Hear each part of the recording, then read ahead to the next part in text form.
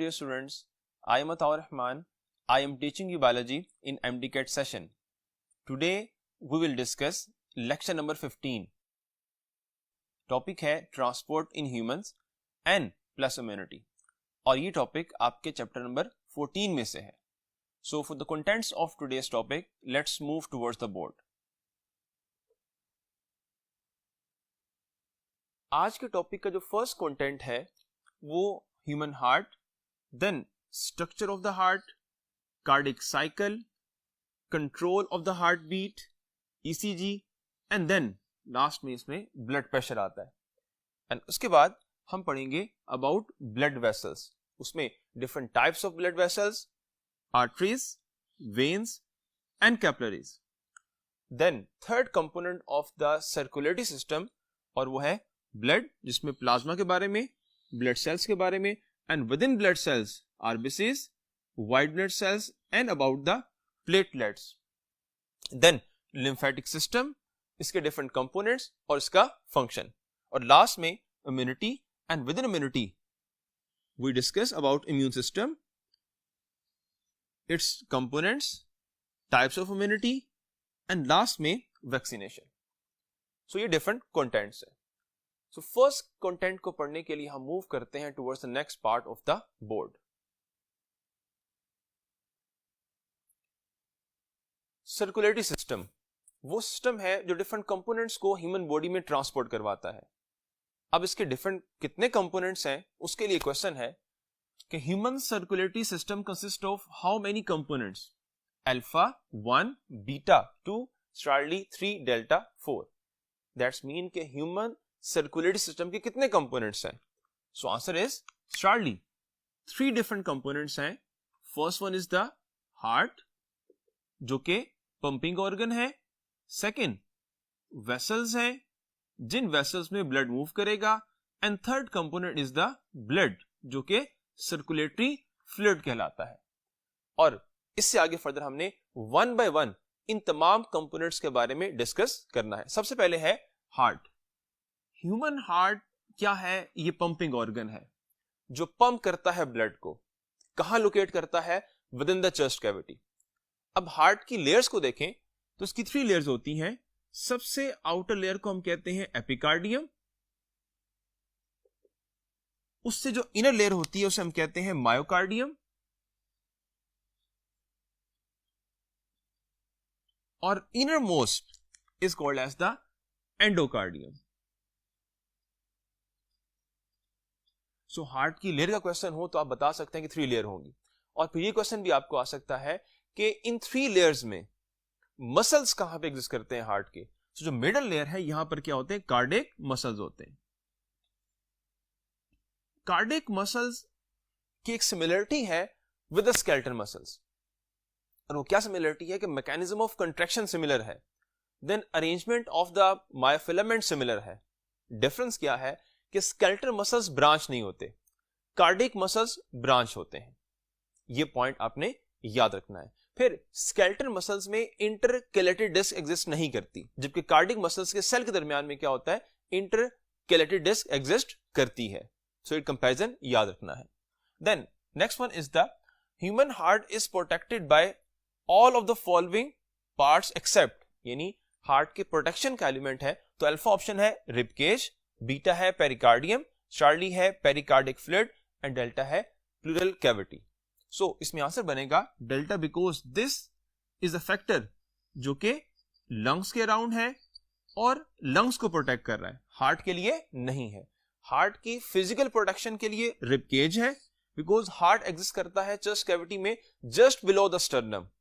Then pericardium एक double membrane है जो मिलकर बनाएगी एक सैक को, that is called as the pericardic sac.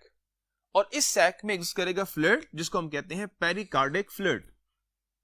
अब क्वेश्चन के पॉइंट ऑफ व्यू से याद रखें, जो पेरिकार्डियम इसका फंक्शन क्या है? हार्ट को ओवर एक्सटेंशन से रोकना. जबकि जो पेरिकार्डिक फ्लूइड है इसका फंक्शन क्या है? Act as a cushion like structure, यानी शॉक एब्जॉर्बर है. तो हार्ट के प्रोटेक्शन के ये 3 डिफरेंट एलिमेंट्स हो गए. अब next, heart as a pumping organ कैसे काम करता है और ये ब्लड कैसे रिसीव करता है और किस तरह पंप करता है, उसे देखने के लिए हम देखते हैं इस डायग्राम को. फर्स्ट ऑफ ऑल जो हार्ट है उसके अपर चैम्बर्स होते हैं और लोअर चैम्बर्स है। अपर चैम्बर्स को हम एट्रिया कहते हैं और लोअर चैम्बर्स को हम वेंट्रिकल कहते हैं। अब जो right part of the heart है और left part of the heart है, ये ब्लड टाइप और रिसीविंग के रेफरेंस से डिफरेंट है। राइट पार्ट जो है उसमें होता है डीऑक्सीजनेटेड ब्लड, वाइल जो लेफ्ट पार्ट है उसमें होता है ऑक्सीजनेटेड ब्लड। राइट पार्ट में जो अपर चैम्बर है, right atrium, this receives the blood from the upper body part and from the lower body part with the help of two larger vena cava. One is called as the superior vena cava from the upper part, second is the inferior vena cava from the lower part of the human body. और blood enter होगा कहां पे? Right atrium में। और right atrium क्या होगा? ये blood से फिल हो जाएगा। जब राइट एट्रियम ब्लड से फिल होगा तो राइट एट्रियम कंट्रैक्ट करेगा and blood enter within the right ventricle. लेकिन यहां पर पॉइंट ये है कि right atrium and right ventricle, इनके दरमियान में एट्रियोवेंट्रिकुलर सेप्टम है, लेकिन वो सेप्टम परफोरेटेड है और उस सेप्टम में परफोरेशन के रेफरेंस से 3 फ्लैप्स होते हैं, इसलिए हम कहते हैं यहां पर ट्राइकस्पिड वेल्व है। दैट्स मीन अगर आपसे क्वेश्चन ये हो कि ब्लड राइट एट्रियम से राइट वेंट्रिकल में एंटर होगा बाय क्रॉसिंग, तो आंसर होगा ट्राइकस्पिड वेल्व। अब राइट वेंट्रिकल में आ गया, राइट वेंट्रिकल कॉन्ट्रैक्ट करेगा तो ब्लड एंटर होगा टुवर्ड्स द पल्मोनरी ट्रंक। अब ये भी क्वेश्चन आपको आ सकता है कि जब राइट वेंट्रिकल कॉन्ट्रैक्ट करेगा तो ब्लड किस तरफ एंटर होगा? तो this will enter within the pulmonary trunk. और जब पल्मोनरी ट्रंक में आएगा तो पल्मोनरी ट्रंक डिवाइड होगी 2 आर्टरीज में, that is the one is left pulmonary artery and second is the right pulmonary artery, जो blood carry करेगी towards the right lungs and left lungs, and within the lungs blood gain करेगा oxygen को और वापस आएगा towards the heart। अब यहां पे पॉइंट याद रखें कि ये आर्टरीज हैं और इन आर्टरीज में जो ब्लड जा रहा है वो कौन सा है? वो डीऑक्सीजनेटेड ब्लड है, जबकि आर्टरीज में जो अमूमन ब्लड होता है वो ऑक्सीजनेटेड होता है। ये एक्सेप्शन आपने याद रखनी है। और जो वेन लेके आ रही हैं ब्लड को फ्रॉम द लंग्स, तो उनमें ब्लड कौन सा होगा? उनमें ब्लड ऑक्सीजनेटेड है क्योंकि लंग्स में ऑक्सीजन गेन की है। सो ब्लड एंटर कहां पे होगा? Within the left atrium.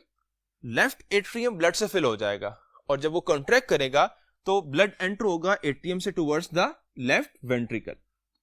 अब यहां भी पॉइंट याद रखें कि जो एट्रियोवेंट्रिकुलर सेप्टम है ये भी परफोरेटेड है और इसमें बाइकस्पिड वेल्व एग्जिस्ट करता है, इसको मिट्रल वेल्व भी कहते हैं। सो क्वेश्चन यहां पर अगर आपको आ जाए कि एट्रिया से वेंट्रिकल में जब ब्लड एंटर होगा, यानी जो अपर लेफ्ट एट्रियम है इससे ब्लड एंटर हुआ है कहां पे? लेफ्ट वेंट्रिकल में, तो ये किसको क्रॉस करेगा? This cross the bicuspid valve. अब जब वेंट्रिकल फिल हो गया तो वेंट्रिकल कॉन्ट्रैक्ट करेगा और ब्लड एंटर होगा towards the next a larger vessel that is called as the aorta. लेकिन यहां पे जो बेस ऑफ एओर्टा है यहां से एक आर्टरी ओरिजिनेट होगी जो सबसे पहली आर्टरी है।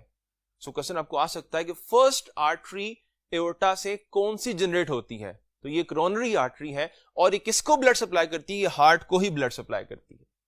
एंड देन फिर एओर्टा एक कर्व बनाती है, इसको हम एओर्टिक आर्क कहते हैं और एओर्टिक आर्क से 3 ब्लड वेसल निकलती हैं जो अपर बॉडी पार्ट को ब्लड सप्लाई करती हैं। That's mean towards the arm, shoulder, neck, face and towards the head. Then aorta move downward, जिसे हम कहते हैं descending aorta, and enter within the abdomen region, हम कहते हैं एब्डोमेन एओर्टा, जो फर्दर डिवाइड होगी and give rise to the many arteries. That is कुछ एग्जांपल यहां गिवन है। रीनल आर्टरी एलिमेंट्री कैनाल की तरफ जो मूव करेगी वो डिफरेंट आर्टरी होगी, मेजेंट्रिक आर्टरी से हम कहते हैं, and ultimately move downward and give rise to 2 iliac artery जो ब्लड कैरी करेंगी टुवर्ड्स द लेग्स। अब ये डिफरेंट क्या है? ब्लड सप्लाई है। अब आपने याद रखना है कि दोनों जो एट्रियम है वो साइमल्टेनियसली एक ही वक्त में ब्लड को रिसीव करते हैं और एक ही वक्त में कॉन्ट्रैक्ट करेंगे और ब्लड एक ही वक्त में क्रॉस करेगा राइट एट्रियम से towards the right ventricle and left atrium से towards the left ventricle by crossing tricuspid and bicuspid valve. और दोनों वेंट्रिकल कॉन्ट्रैक्ट होंगे और ब्लड यहां से एंटर होगा towards the aorta and towards the pulmonary trunk. अब वेंट्रिकल और पल्मोनरी ट्रंक एंड एओर्टा के दरमियान में भी वेल्व होते हैं उसे हम कहते हैं सेमील्यूनर वेल्व। और वेल्व का काम यहां पर ये होता है कि ये कंट्रोल करते हैं बैकफ्लो ऑफ ब्लड को, यानी ब्लड एट्रिया से वेंट्रिकल में आया है तो वेंट्रिकल से दोबारा एट्रिया की तरफ ना जाए, या वेंट्रिकल से टुवर्ड्स द एओर्टा गया है और टुवर्ड्स द पल्मोनरी ट्रंक गया है तो वापस टुवर्ड्स द वेंट्रिकल ना आए। तो वेल्व का फंक्शन क्या है कि they control the backflow of the blood. अब जो सेमील्यूनर वेल्व है ये कंट्रोल करते हैं अपनी शेप की वजह से, कि यू शेप के होते हैं कि जब ब्लड यहां से पास करता है तो फोर्स अप्लाई होगी, ओपन हो जाएंगे और ब्लड गुजर जाएगा। लेकिन जब ऊपर से ब्लड फोर्स अप्लाई करेगा तो ये डाउनवर्ड ओपन नहीं हो पाएंगे। लेकिन जो ट्राइकस्पिड और बाइकस्पिड वाल्व जो होते हैं ये अपने स्ट्रक्चर और साथ एसोसिएटेड जो कोड्स हैं उनकी वजह से कंट्रोल करते हैं। वो किस तरह से, फॉर एग्जांपल हम देखते हैं बाइकस्पिड जो होते हैं, suppose that this one is the bicuspid, ऊपर जो है वो atria and lower is the ventricle, और यहां पे एक फाइबर अटैच है, इस फाइबर को हम कहते हैं कोर्डिया टेंडिनाई, और ये फाइबर फर्दर आगे अटैच है एक्सटेंशन ऑफ वेंट्रिकल, उसे हम कहते हैं पेपिलरी मसल। जिसका बेनिफिट क्या होता है, फॉर एग्जांपल अगर ये वेंट्रिकल है उसमें ये एक्सटेंशन जिसे हम कहते हैं पेपिलरी मसल, ऊपर की तरफ यहां पे ये फ्लैप्स हैं और ये कोर्स अटैच हैं इनके साथ। अब जब बेनिफिट ये है कि जब एट्रिया कॉन्ट्रैक्ट करेगा और फोर्स अप्लाई करेगा टुवर्ड्स द बाइकस्पिड और ट्राइकस्पिड वाल्व तो ये डाउनवर्ड ऐसे ओपन हो जाएंगे, बिकॉज ऊपर की तरफ इसको किसी ने ऐसे पकड़ा नहीं हुआ, तो ये इजीली क्या होगा, डाउनवर्ड ओपन हो जाएंगे और ब्लड एट्रिया से कहां पे आ जाएगा, टुवर्ड्स द वेंट्रिकल। लेकिन जब वेंट्रिकल कॉन्ट्रैक्ट करेगा और ब्लड यहां फोर्स अप्लाई करेगा, टकराएगा प्रेशर से, तो चूंकि यहां पे कोर्ड्स मौजूद हैं इस तरह से, तो ये ऊपर की तरफ ओपन नहीं होंगे। जब ओपन नहीं होंगे तो ब्लड बैकफ्लो भी नहीं करेगा। तो इसलिए जो वाल्व का फंक्शन है वो ये है कि वो ब्लड को बैकफ्लो से स्टॉप करते हैं।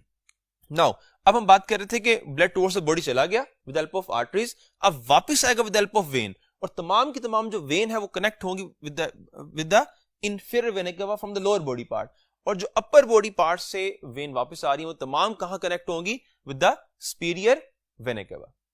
लेकिन यहां पे एक एक्सेप्शन है, और वो क्या है कि जो towards the small intestine blood vessel गई है वो ब्लड वेसल ब्लड को directly towards the inferior vena cava नहीं लेकर आएगी, वो पहले जाएगा ब्लड टुवर्ड्स द लिवर और लिवर से टुवर्ड्स द इंफीरियर वेना केवा।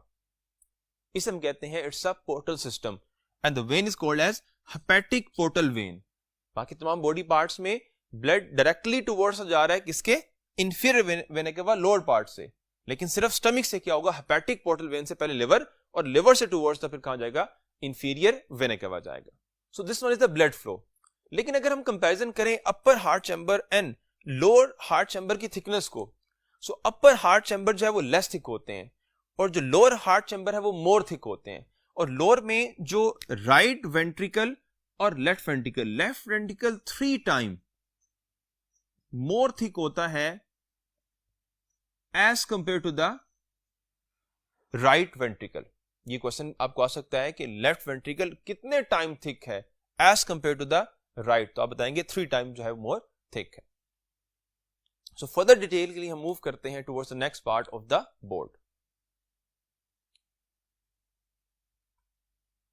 हार्ट कॉन्ट्रैक्शन के रिगार्डिंग जो कंप्लीट हार्ट कॉन्ट्रैक्शन और रिलैक्सेशन है उसे हम 1 कार्डिक साइकिल कहते हैं। सो 1 कार्डिक साइकिल क्या है, इट्स अ 1 कार्डिक बीट, और 1 कार्डिक बीट में कौन से इवेंट्स इन्वॉल्व है इसके लिए क्वेश्चन देखते हैं। 1 complete cardiac beat consists of alpha 1 systole and diastole, beta 1 systole and 2 diastoles, Charlie 2 systoles and 1 diastole, and delta 2 diastole and 2 systole. So right one is the alpha कि cardiac beat में 1 systole and 1 क्या होता है, diastole होता है। और ये जो 1 systole और जो 1 diastole है ये कंप्लीट होने में कितनी जो है वो स्टेजेस लेता है, 3 स्टेजेस में प्रोसेस क्या होगा, कंप्लीट होगा। इसमें फर्स्ट वन क्या, रिलैक्सेशन फेज है, और देन एट्रियल सिस्टोल है, और देन क्या है, वेंट्रिकुलर सिस्टोल है। जब रिलैक्सेशन फेज होगी, फॉर एग्जांपल जब एट्रिया रिलैक्स करेगा तो ये डायलेट करेगा, और डायलेट करने में ब्लड क्या होगा, इसमें एंटर होगा। और ब्लड कौन सा एंटर होगा, जो राइट पार्ट है यहां पर एंटर होगा डीऑक्सीजनेटेड ब्लड, जबकि जो लेफ्ट एट्रियम है यहां पर एंटर होगा ऑक्सीजनेटेड ब्लड, और एट्रिया जो होगा वो ब्लड से फिल हो जाएगा। This is called as it's a atrial relaxation. ठीक है, और इसमें जो पॉइंट है वो क्या है कि ज्यादा प्रेशर आएगा इसमें एट्रियम में as compare to the ventricle. यानी इसका मतलब है कि इस फेज में ज्यादा प्रेशर किस में होगा, विद इन द एट्रिया होगा। देन जब एट्रिया ब्लड से फिल हो जाएगा तो एट्रिया कॉन्ट्रैक्ट करेगा, so contraction is called as atrial systole. और एट्रियल सिस्टोल जब होगा तो ब्लड लीव करेगा एट्रिया को and enter within the ventricle, so blood ventricle को फिल कर देगा। सो जब वेंट्रिकल में ब्लड आ गया, वेंट्रिकल रिसीव किया ब्लड को, तो अब वेंट्रिकल कॉन्ट्रैक्ट करेगा। जब वेंट्रिकल कॉन्ट्रैक्ट करेगा, अभी मैंने आपको बताया क्योंकि अपर क्या यहां पर एट्रिया, एट्रिया जब कॉन्ट्रैक्ट हुए ब्लड ने फोर्स अप्लाई की कहां पे, कस्पिड वाल्व्स के ऊपर, और वो ओपन हो गए। अब जब वेंट्रिकल कॉन्ट्रैक्ट करेगा तो जो ब्लड है वो इस तरफ वापस आएगा, लेकिन जब यहां से कस्पिड वाल्व से टकराएगा तो वो उनको यहां तक लेकर आएगा और वो क्लोज हो जाएंगे, बिकॉज यहां पर क्या है, कोर्डेट एंडेना है। अगर ये ना होती तो ये अपवर्ड ऐसे ओपन होता है और ब्लड दोबारा टुवर्ड्स द एट्रिया चला जाता है, लेकिन अब चूंकि ये ऐसे बंद हो गई है तो फिर ब्लड यहां टकराएगा, टकराने के बाद जो उसको रास्ता इस तरफ मिल रहा है उस तरफ जो है वो मूव कर जाएगा, और वो रास्ता क्या है, वो रास्ता टुवर्ड्स द पल्मोनरी ट्रंक और प्लस क्या है, टुवर्ड्स द एओर्टा है। और जब ये इवेंट होगा तो आप देखें कि वाल्व्स ओपन थे, ये क्लोज होंगे, और जब ये क्लोज होंगे because of the ventricle contraction, तो फर्स्ट जो है वो हार्ट साउंड आएगी, that is called as the lub. So tricuspid and bicuspid valve close और साउंड आएगी लब, और ब्लड जो है वो वेंट्रिकल को लीव कर देगा। और जब ब्लड गुजर जाएगा, जब गुजरेगा तो इस वक्त कौन से वाल्व्स ओपन हुए हैं, इस वक्त ओपन हुए हैं सेमील्यूनर, जो कि इन बिटवीन है ventricle and aorta and plus ventricle and pulmonary trunk. और जब ब्लड वहां से गुजर जाएगा तो वो भी क्लोज होंगे, और उनके क्लोज होने की साउंड आएगी, that is called as the dub. So जो हार्ट साउंड है उसको धक धक कहते हैं हम, एक्चुअली वो होती वैसी नहीं है, लब डब है, और ये साउंड किस चीज की होती है, हार्ट के वाल्व्स के क्लोज होने की होती है। और ये कंप्लीट टाइम ड्यूरेशन कितना होता है इसमें, 0.8 सेकेंड। और इस पॉइंट ऑफ व्यू से अगर हम कैलकुलेट करें कि एक एवरेज पर्सन की लाइफ में उसका जो हार्ट है वो कितने टाइम बीट करेगा, तो अबाउट 2.5 बिलियन टाइम है। डियर स्टूडेंट्स, यहां पे एक बहुत इंपॉर्टेंट पॉइंट है जो भी हमने बात की है कि 0.8 सेकेंड 1 कार्डिक बीट है। अब जब आप लोग पढ़ते हैं within the ECG graph में, वहां पे टाइम ड्यूरेशन मेंशन है 0.2, 0.4, 0.6, और इसको अगर यहां कंपेयर करते हैं तो आप कहते हैं कि कैसे पॉसिबल है, तो आप कंफ्यूज रहते हैं कि ये क्या कंपैरिजन है इस टाइम का उस टाइम के साथ। तो रिमेंबर दैट कि ये जो टाइम कैलकुलेशन है ये किस तरह से है और वहां पे डिफरेंट वे से है। ये इस तरह से है कि आप जब देखते हैं कि 1 मिनट जो है कार्डिक बीट कितना टाइम हुई, 72 टाइम्स। अब 1 मिनट में 60 सेकेंड होते हैं, ओवर 72, तो जो टाइम ड्यूरेशन बनेगा वो तकरीबन 0.83 समथिंग आएगा। तो ये कैलकुलेशन उस एतबार से है, ये ईसीजी की कैलकुलेशन नहीं है, क्योंकि वो इलेक्ट्रिकल इंपल्सेस को जो है वो मेजर कर रहा है, और जबकि यहां पर कार्डिक बीट ओवरऑल जो हम कैलकुलेट कर रहे हैं विद इन द 1 मिनट, ये उस रेफरेंस से है। सो ये पॉइंट आपने याद रखना है। After the cardiac cycle, next इस कार्डिक साइकिल में जो एट्रिया कॉन्ट्रैक्ट कर रहा है, वेंट्रिकल कॉन्ट्रैक्ट कर रहा है, इसके लिए स्टिमुलेशन कहां से आ रही है, उसको पढ़ने के लिए हम मूव करते हैं towards the next part of the board. Mechanism of heart excitation, यानी हार्ट को किस तरह से एक्साइट किया जाता है और हार्ट कॉन्ट्रैक्ट और रिलैक्स होता है। सो इस पर्पस के लिए नेचर ने 2 नोड्स रखी हैं, और एक पॉइंट याद रखें कि एक्साइटेशन के रेफरेंस से हार्ट को हम कहते हैं कि ये सेल्फ एक्साइटिंग ऑर्गन है।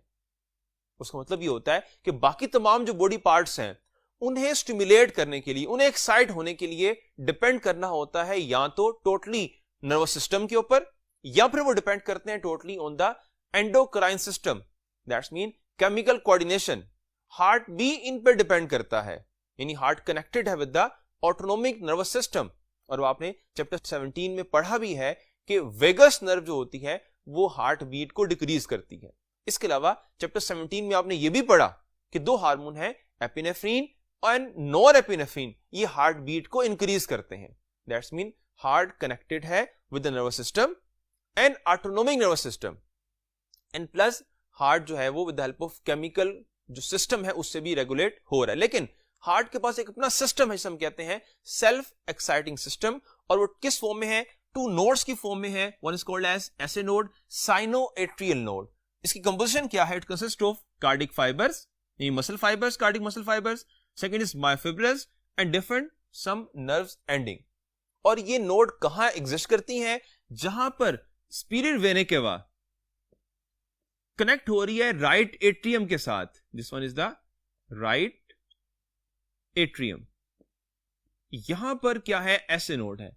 एसए नोड को नेस्ट्रल पेसमेकर या इसको प्राइमरी पेसमेकर भी कहते हैं, क्योंकि ये प्राइमरी तौर पर इंपल्सेस सेंड कर रही है towards the heart chamber. So SA node send signal towards the both atria and plus towards the AV node. और जब एसए नोड से मैसेज, यानी एसए नोड से मैसेज कहां गया? Towards the atria and plus towards the AV node. जब atria के पास मैसेज आएगा तो एट्रिया कॉन्ट्रैक्ट कर जाएंगे, और जब एट्रिया कॉन्ट्रैक्ट करेंगे तो this is called as atrial systole. और देन जो एवी नोड के पास मैसेज आया है ये मूव करेगा towards the septum between the two ventricle. This is called as it's a interventricular septum, और फिर वहां से मैसेज जाएगा towards the both ventricle. So ये डायरेक्शन ऑफ नर्व इंपल्स आप कह लें या मैसेज कह लें with in the heart exciting system. अब इसमें कुछ फाइबर्स का जिक्र है, उनका नेम गिवन नहीं है, जस्ट ये मेंशन है कि एक्साइटेबल फाइबर्स। ऑब्वियसली उन फाइबर्स का नेम है लेकिन वो आपकी बुक में गिवन नहीं है, उनको bundle of his and plus परकिंजी fibres कहते हैं, लेकिन ये पॉइंट आपकी बुक में गिवन नहीं है। एक पॉइंट गिवन है और वो ये है कि एसए नोड से एवी नोड तक जो डिले आता है वो 0.15 सेकंड का है, और एसए नोड के बाद जो एवी नोड है उसकी कंपोजिशन भी वही है जो एसए नोड की है, लेकिन एसए नोड को कहा जाता है कि वो सेकेंडरी पेसमेकर है बिकॉज वो सेकंड पॉइंट पर आती है। और उसकी लोकेशन क्या है? लोकेशन जो एट्रियम है और जो वेंट्रिकल है इसके जो दरमियान एक जंक्शन आता है, एक पॉइंट आता है, हम कहते हैं कि upper end of the right ventricle, और ऊपर क्या है? ऊपर राइट एट्रियम का सेप्टम है, वहां पर क्या होता है?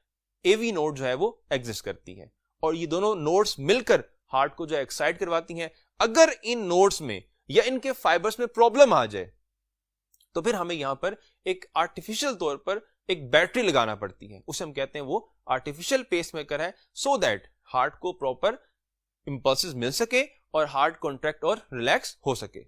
ये एक जो है कंडीशन गिवन है आपने, जिसे हम कहते हैं आर्टिफिशियल पेसमेकर। और साथ एक और पॉइंट भी गिवन है, डिजीज गिवन है कि अगर दो एट्रिया जो होते हैं, अपर atria,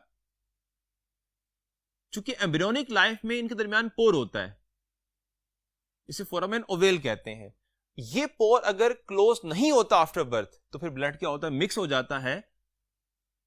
this mixing of blood is called as, इसमें क्या होगा? ब्लू बेबीज क्रिएट करेगा। और इसमें एक और रीजन है, एक रीजन तो है फोरामेन ओवेल का क्लोज ना होना, दूसरी रीजन है कि जो पल्मोनरी ट्रंक यहां से मूव कर रही है, एम्ब्रियोनिक लाइफ में ट्रंक और एओर्टा इनके दरमियान में एक कनेक्शन होता है, वो कनेक्शन भी अगर ना बंद हो या क्लोज ना हो या खत्म ना हो तब भी क्या होता है? ब्लड मिक्स हो जाता है और उस बेबी को हम ब्लू बेबी का नेम देते हैं। तो बड़ा ये दो चीजें यहां से लिंक कर रही थी।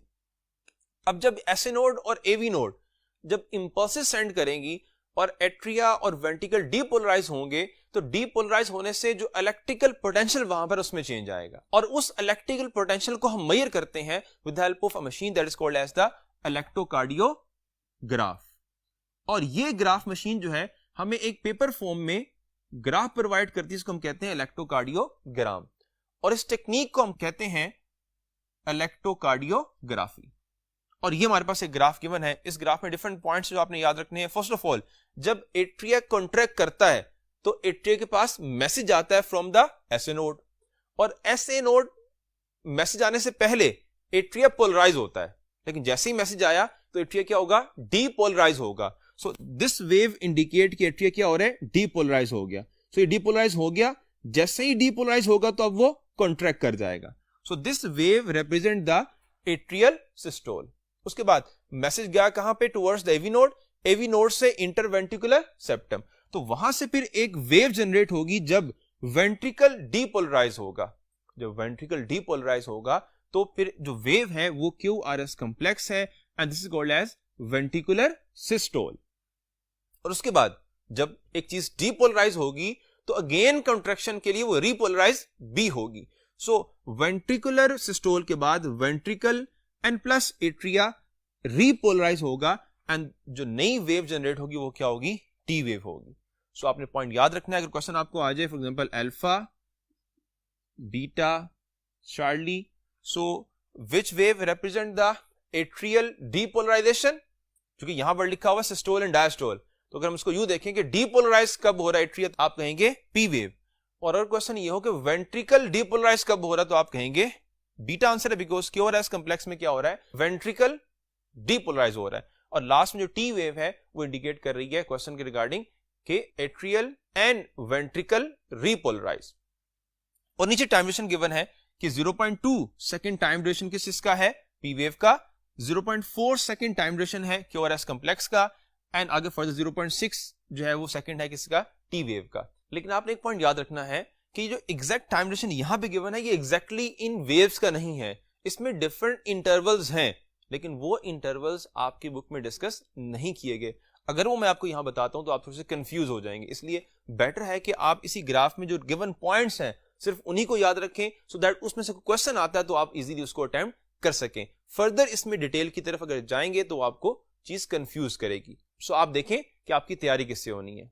सो further detail of this topic के लिए हम मूव करते हैं towards the first part of the board.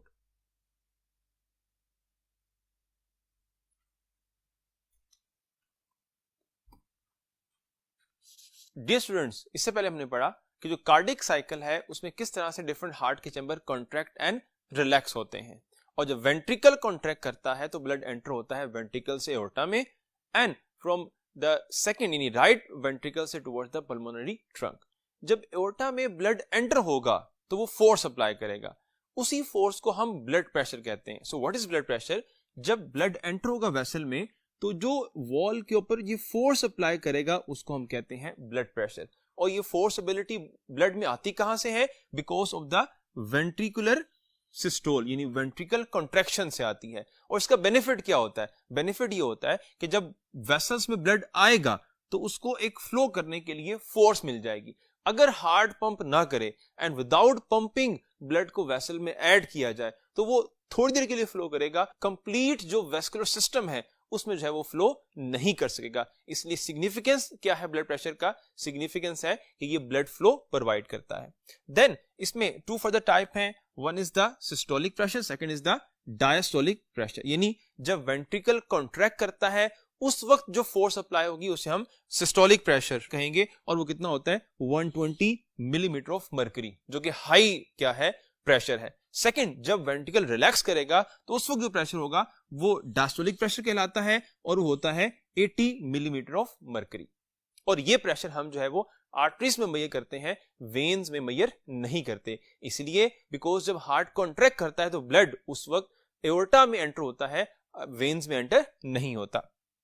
Then ये ओवरऑल सिस्टम है, इसमें बताया जा रहा है कि एओर्टा से लेकर up to the vena cava, यानी जब ब्लड दोबारा हार्ट में एंटर हुआ है तो क्या डिफरेंस आता है प्रेशर का। जब वेंट्रिकल कॉन्ट्रैक्ट करेगा तो मैक्सिमम प्रेशर सिस्टोलिक और मिनिमम क्या होगा डायस्टोलिक। सो ये मैक्सिमम प्रेशर है जो ग्रेजुअली डिक्रीज करेगा जैसे ही ब्लड मूव करेगा away from the heart, aorta से, देन आर्ट्रियोल्स डिक्रीज करेगा, आर्ट्रियोल्स से कैपिलरीज मजीद डिक्रीज करेगा, वेन्यूज में और कम, और वेना कावा में सबसे कम हो जाएगा। और आप देख रहे हैं ये लाइन ग्रेजुअली क्या हो रही है, डिक्रीज कर रही है।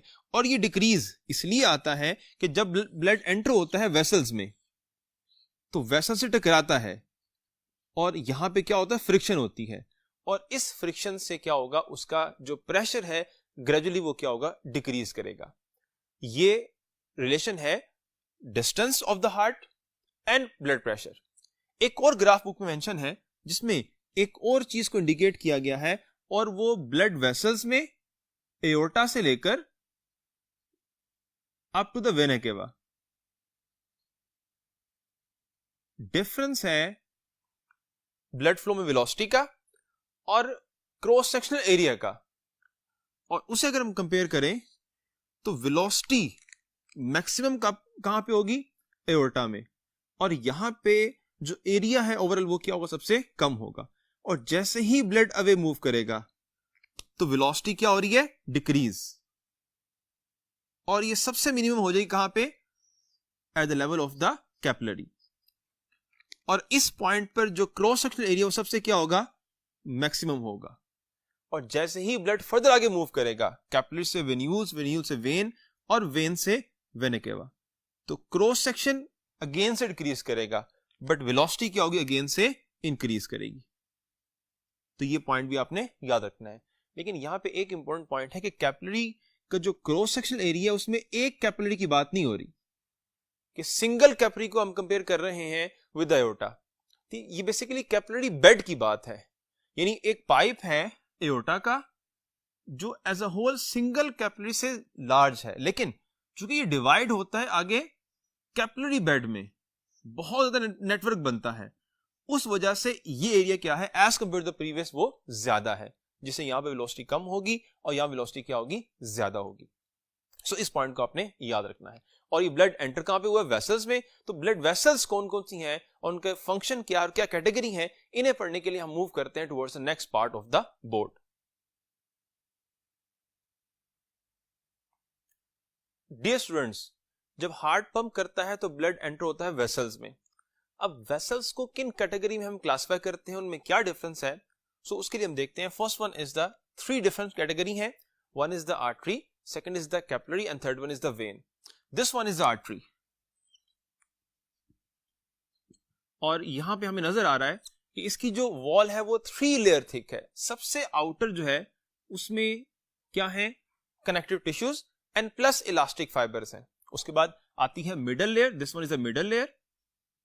अब मिडल लेयर में मसल्स है और ये थिक लेयर है मसल्स की यहां पे, और इलास्टिक फाइबर है, यानी आर्टरीज में 2 लेयर में इलास्टिक फाइबर्स हैं, आउटर में भी and also with in the middle. And this one is the inner most layer, जो बेसिकली एंडोथीलियल जो टिश्यूज है उनसे मिलकर बनी हुई है। और उसका काम क्या है कि ये वो ब्लड वेसल है जो कैरी करेगी ब्लड को away from the heart. So statement में अगर क्वेश्चन ये हो कि कौन सी ब्लड वेसल ब्लड को अवे फ्रॉम हार्ट लेके जाएगी, तो आप कहेंगे वो क्या है, वो आर्टरी होगी। उसके बाद next one is the capillary.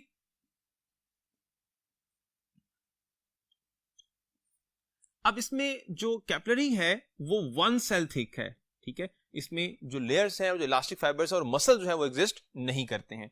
And last one is the when. When की वॉल भी 3 लेयर थिक ही होती है, लेकिन डिफरेंस क्या होता है कि आउटर लेयर में सिर्फ और सिर्फ क्या है, कनेक्टिव टिश्यूज है, उसमें इलास्टिक फाइबर एग्जिस्ट नहीं करते। मिडल लेयर में मसल होते हैं, लेकिन यहां पर थिन लेयर है मसल्स की, और साथ साथ इसमें इलास्टिक फाइबर भी एग्जिस्ट नहीं करते हैं। एंड लास्ट वन जो इनर लेयर है वो एंडोथीलियल जो है वो टिश्यू से मिलके बनी हुई है, और इसका काम क्या होता है कि ये वो ब्लड वेसल है जो कैरी करती है ब्लड को अवे फ्रॉम द हार्ट। और कैपिलरी का फंक्शन ये है कि ये इन बिटवीन है, लिंक करती है आर्टरीज को विद वेन, और ये एक्सचेंज में इन्वॉल्व होती है। अब एज अ होल इनके दरमियान एक कंपैरिजन गिवन है कि इनमें क्या डिफरेंस है जो कि इनको डिफर कर रहा है। फॉर एग्जांपल आर्टरीज में अगर हम देखें तो ये वो वेसल होती है, मैंने आपको बताया अभी, कि ये कैरी करती है ब्लड को away from the heart. But when का काम क्या है कि ये ब्लड को टुवर्ड्स द हार्ट लेके जाती है, इनको कलेक्टिंग वेसल्स भी कहा जा सकता है। जबकि जो कैपिलरीज हैं वो लिंक है between arteries and vein. Then second point इनमें ब्लड टाइप का है। जो तमाम आर्टरीज हैं, all artery have oxygenated blood except pulmonary artery, और ये वो आर्टरी है जो हमने पढ़ा था कि जो ब्लड को हार्ट से टुवर्ड्स द लंग्स लेके जा रही है, और वो ब्लड कौन सा होता है, डीऑक्सीजनेटेड होता है। देन जो वेन है, all have deoxygenated blood except pulmonary vein, और ये वो वेन है जो ब्लड को लंग्स से टुवर्ड्स द हार्ट लेकर आ रही है, बिकॉज वहां पे यानी लंग्स में जो है वो ब्लड ने ऑक्सीजन को इनटेक किया और वो बन गया है ऑक्सीजनेटेड। एंड जो कैपिलरीज उनमें मिक्स होता है बिकॉज एक तरफ से ब्लड एंटर हो रहा है फ्रॉम द आर्टरीज यानी आर्ट्रियोल से कैपिलरीज, और वहां पे जो ब्लड है वो कौन सा है, वो ऑक्सीजनेटेड है, और वो ऑक्सीजन रिमूव करके कहां पे जा रहा है, टुवर्ड्स वेन्यूल। तो यहां पे क्या होगा, मिक्स होगा, दैट्स मीन ऑक्सीजनेटेड भी and plus deoxygenated. Next, no valve, यानी आर्टरीज में कोई वेल्व एग्जिस्ट नहीं करता। एक्सेप्शन है, और एक्सेप्शन ये है कि आर्टरीज चूंकि कनेक्टेड है विद द वेंट्रिकल, तो वहां पे बेस पे क्या होता है, वहां पे सेमी लूनर वेल्व जो है वो एग्जिस्ट कर रहा होता है, तो ये एक्सेप्शन है। अदरवाइज बाकी पूरी जो आर्टरीज उनमें कहीं भी वेल्व एग्जिस्ट नहीं करता। और इनमें क्या होता है, हाई ब्लड प्रेशर होता है, जबकि वेन में वेल्व एग्जिस्ट करते हैं, और वो कौन से होते हैं, तमाम के तमाम जो वेल्व है वो सेमी लूनर होते हैं, और इनमें क्या होता है, लो ब्लड प्रेशर होता है। कैपिलरीज में कोई भी वेल्व एग्जिस्ट नहीं करता, जबकि इनमें जो ब्लड प्रेशर है वो ग्रेजुअली क्या होता है, डिक्रीज कर रहा होता है, बिकॉज जो कैपिलरीज है वो बनती हैं आर्ट्रियोल से, और वो चूंकि डिवाइड हो रहा है, ऐसे नेटवर्क बन रहा है, तो जब ब्लड डिस्ट्रीब्यूट होगा तो वहां पे ग्रेजुअली क्या होगा, प्रेशर डिक्रीज करेगा। Then pulse rate, pulse rate basically वो रिदमिक कंट्रैक्शन है जो हार्ट की वजह से आर्टरीज में डेवलप हो रही है, वो डायलेट कर रही हैं और फिर क्या हो रही है, कंस्ट्रिक्ट हो रही हैं। सो पल्स रेट हम आर्टरी में मेजर करते हैं, लेकिन वेन में मेजर नहीं करते, और ना ही विद इन कैपिलरीज करते हैं। और उसकी रीजन ऑब्वियसली ये है कि जो पल्स रेट है, जो आर्टरीज की डायलेशन है और जो कंस्ट्रिक्शन है, वो हार्ट के कॉन्ट्रैक्ट और रिलैक्स होने की है, और चूंकि हार्ट से ब्लड ना तो डायरेक्टली कैपिलरीज में आता है और ना वेन में आता है, इसलिए हम जो है वो वेन और कैपिलरी से पल्स मेजर नहीं करते हैं। So next one is the rapid flow, और रैपिड फ्लो इसलिए बिकॉज अभी हमने बात की पहले कि इनमें क्या होता है, मैक्सिमम ब्लड प्रेशर है, तो फ्लो भी क्या होगा, ज्यादा होगा। और कितना फ्लो है, 400 टू 500 मिलीमीटर पर सेकंड, और ये एओर्टा में है, और ग्रेजुअली जब ब्लड एंटर होगा एओर्टा से आगे आर्टरीज में, आर्टरीज से आर्ट्रियोल्स में, तो ऑब्वियसली ये डिक्रीज करेगा। ये मैक्सिमम कहां पर है, एओर्टा में है। But within the vein बात करें तो ये increase from smaller to the larger, क्योंकि वेन में ब्लड ऐड हो रहा है कैपिलरीज से, तो कैपिलरी से जब वेन्यूज में, और वेन्यूज से वेन, और वेन से वेना केवा में आएगा, तो ग्रेजुअली स्मॉलर वेसल से इंक्रीज करेगा within the larger vessel, so that blood flow कर सके towards the heart. And then last capillaries हैं, तो लोएस्ट ब्लड फ्लो है, और कितना है, 1 मिलीमीटर पर सेकंड। देन फर्दर एक और पॉइंट है कि इनमें क्या होता है, कैपिलरीज का जो बोर होता है, बोर कहते हैं हम इस इनर एरिया को, तो जो कैपिलरीज का बोर है वो स्मॉल होता है, और जो पहले मैंने आपको बताया भी कि जो वॉल है वो क्या होती है, थिक होती है, जबकि वेन में अगर हम देखें तो लार्जर बोर है एंड थिन वॉल है। कैपिलरीज में भी लार्जर बोर है, लेकिन वन सेल क्या है, थिक है। नेक्स्ट वन इज, मैंने बता भी दिया आपको कि थिक मसल्स होते हैं, थिन मसल्स, और यहां कोई मसल जो है वो कैपिलरीज में एग्जिस्ट नहीं करते। और यहां पे मसल्स में होने की वजह से, यानी जो आर्टरीज में और वेन्स में मसल्स हैं, इनमें रीजन है कि जो डिफरेंट केमिकल्स हैं वो यहां पे आके एक्ट कर सकते हैं, और उनके एक्शन की वजह से ये वेसल्स डायलेट करेंगे या फिर क्या करेंगी, कंस्ट्रिक्ट करेंगे। इसे हम कहते हैं वेजो डायलेशन या फिर vasoconstriction. And last one, arteries और जो वेन है ये गैस एक्सचेंज में इन्वॉल्व नहीं होते, जबकि कैपिलरीज जो है ये गैस एक्सचेंज में इन्वॉल्व है। और किस पैटर्न से इन्वॉल्व है, कि suppose that this one is the blood capillary, और इसमें यहां पर ब्लड मूव कर रहा है, और ये कैपिलरीज जो है अप्रोच कर रही है बॉडी सेल्स को, और इसकी सराउंडिंग में ये क्या है, बॉडी सेल्स हैं। तो जो मटेरियल ब्लड में है वो ब्लड कैपिलरीज को लीव करेगा और एंटर होगा within the tissue fluid, और फिर टिश्यू फ्लूइड से वो कहां जाएगा, टुवर्ड्स द सेल। इसका मतलब है कि जो कैपिलरीज और सेल के दरमियान जो मीडियम है एक्सचेंज का, वो क्या है, वो टिश्यू फ्लूइड है, और एक्सचेंज में कौन सी ब्लड वेसल्स इन्वॉल्व है, वो आप कहेंगे वो कैपिलरीज हैं। और फिर रिवर्स क्या है, सेल से मटेरियल कहां पर आएगा, टिश्यू फ्लूइड में, और यहां से कहां जाएगा, within the blood capillary. इस तरह से क्या होता है, एक्सचेंज होता है between the cell and the blood within the capillaries. अब ब्लड वेसल्स के बाद जो थर्ड कंपोनेंट है सीवीएस का, वो सर्कुलेटरी फ्लूइड है, and within the human being वो ब्लड है। सो ब्लड के बारे में पढ़ने के लिए हम मूव करते हैं towards the next part of the board.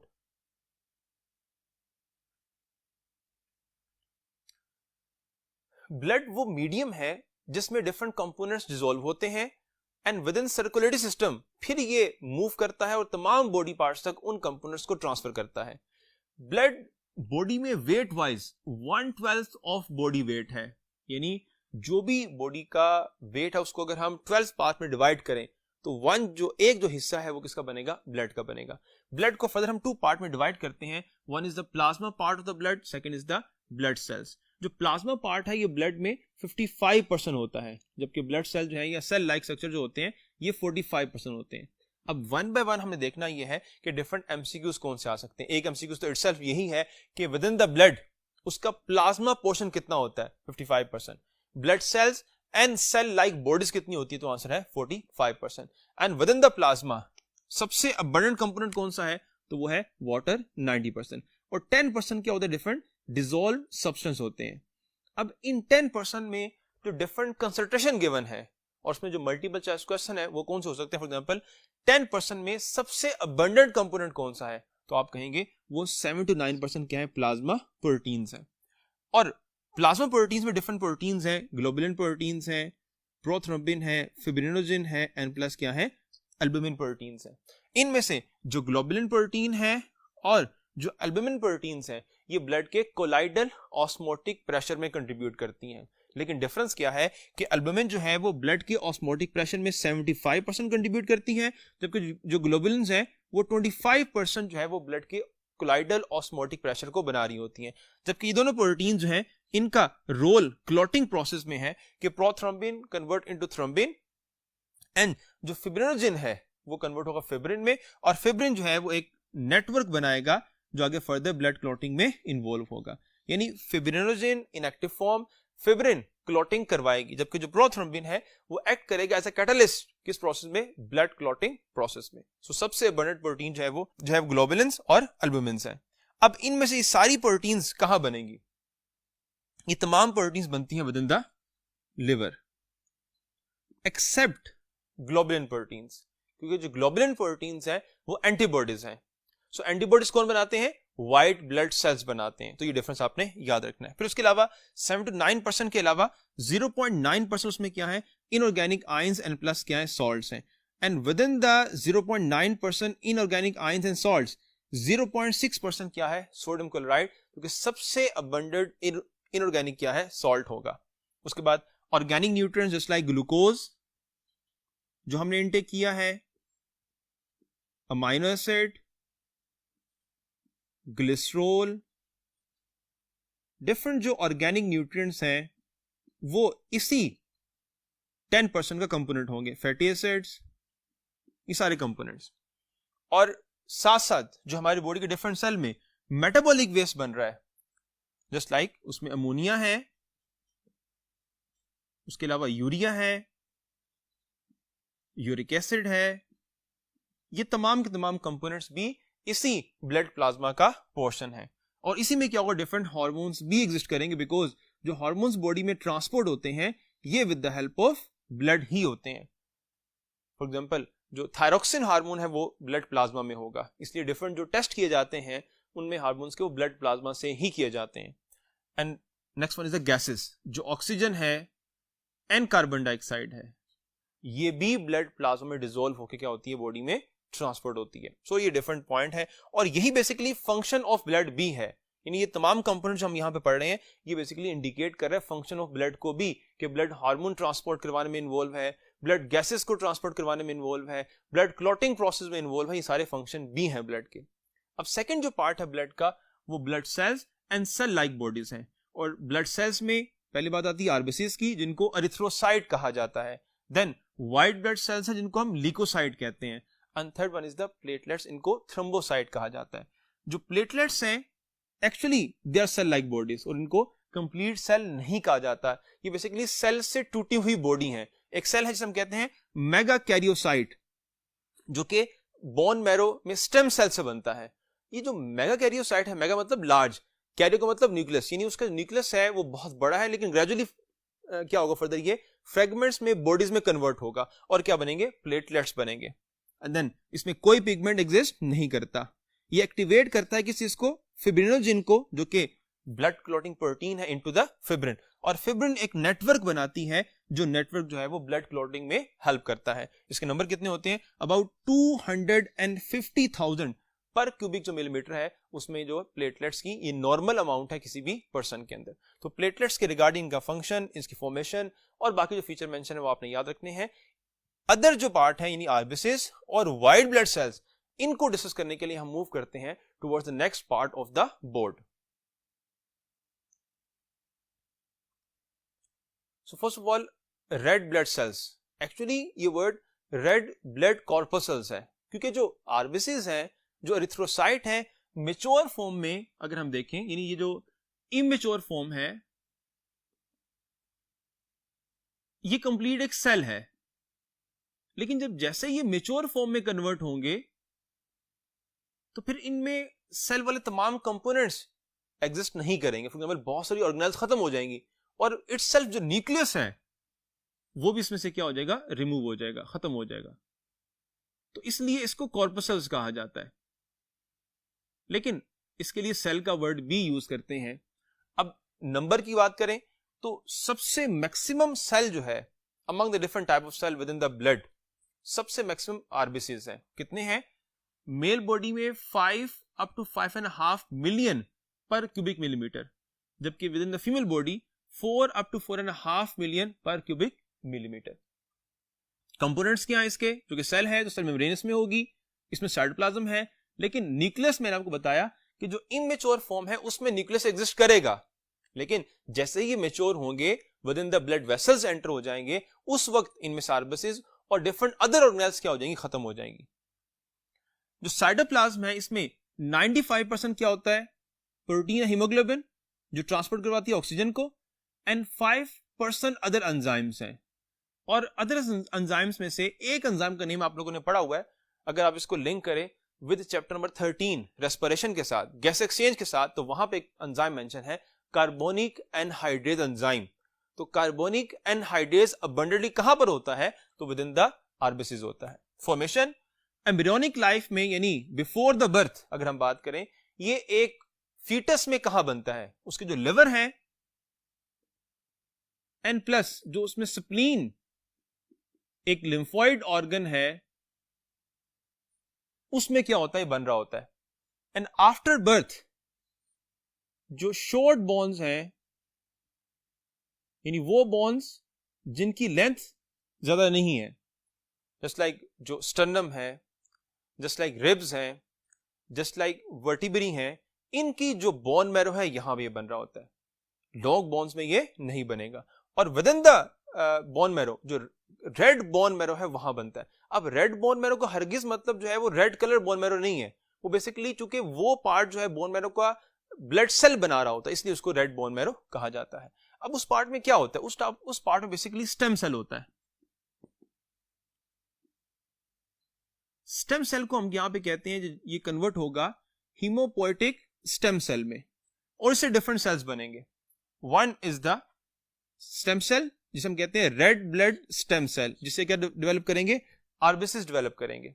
जो सेकंड टाइप है उसे कहते हैं वो बनेगी इससे लिम्फोइड स्टेम सेल, लेकिन इसे हम कहते हैं bone marrow lymphoid stem cell, क्योंकि ये जो लिम्फोइड स्टेम सेल है ये बोन मैरो में ही डिफरेंशिएट होगा और ये गिव राइज करेगा किस चीज को, बी लिम्फोसाइट को। जबकि सेकंड सेल बनेगा इससे वो लिम्फोइड स्टेम सेल है, लेकिन थाइमस लिम्फोइड स्टेम सेल है, बिकॉज ये मूव करेगा towards thymus gland and within the thymus gland this will mature into the T lymphocyte. और फिर एक सेल से जनरेट होगा जिसे फैगोसाइट स्टेम सेल कहते हैं, यानी जिससे डिफरेंट फैगोसाइट सेल बनेंगे। One is the monocyte, and monocyte जो है बनने के बाद 10 to 20 आवर्स वो रहता है within the blood and then leave करता है ब्लड वेसल्स को, and within tissue fluid this will give rise to the macrophage. और मैक्रोफेज वो वाइट ब्लड सेल है जिसने लार्ज पार्टिकल को इंटेक करना है और उसको जो है फर्दर आगे डिकम्पोज करना है। वाइल इसी से क्या होगा, फर्दर आगे अदर फैगोसाइट सेल बनेंगे, जस्ट लाइक जो न्यूट्रोफिल है, जो बेजोफिल है, वो यहां से क्या होंगे, जनरेट होंगे। सो ये एक फ्लो चार्ट बना हुआ है आपकी बुक में जिसमें ब्लड सेल की फॉर्मेशन के बारे में बताया हुआ है, और अगर इसमें डिफरेंट लिंक्स को क्वेश्चन में कन्वर्ट किया जाए तो आपको पता होना चाहिए कि किस सेल से कौन सा सेल क्या हो रहा है जनरेट हो सके, ताकि आप वहां पे इजीली और करेक्ट जो है वो आंसर कर सकें। अब आरबीसीज का फंक्शन क्या है? आरबीसीज का फंक्शन जो है, चूंकि इसमें प्रोटीन है हीमोग्लोबिन, तो this is involve in the oxygen transport. So function क्या हो गया? Transport of oxygen. लेकिन ट्रांसपोर्ट ऑफ ऑक्सीजन के साथ साथ ये जो आरबीसी है ये कार्बन डाइऑक्साइड को भी ट्रांसपोर्ट करवाता है, क्योंकि जो हीमोग्लोबिन प्रोटीन है ये बाइंड करती है with the carbon dioxide, so it is also involve in the transport of the carbon dioxide. So with this point RBCs के रिगार्डिंग यहां पॉइंट्स खत्म होते हैं। इसके बाद सेकंड जो कंपोनेंट है वो व्हाइट ब्लड सेल्स है। व्हाइट ब्लड सेल्स को पढ़ने के लिए हम मूव करते हैं towards the first part of the board.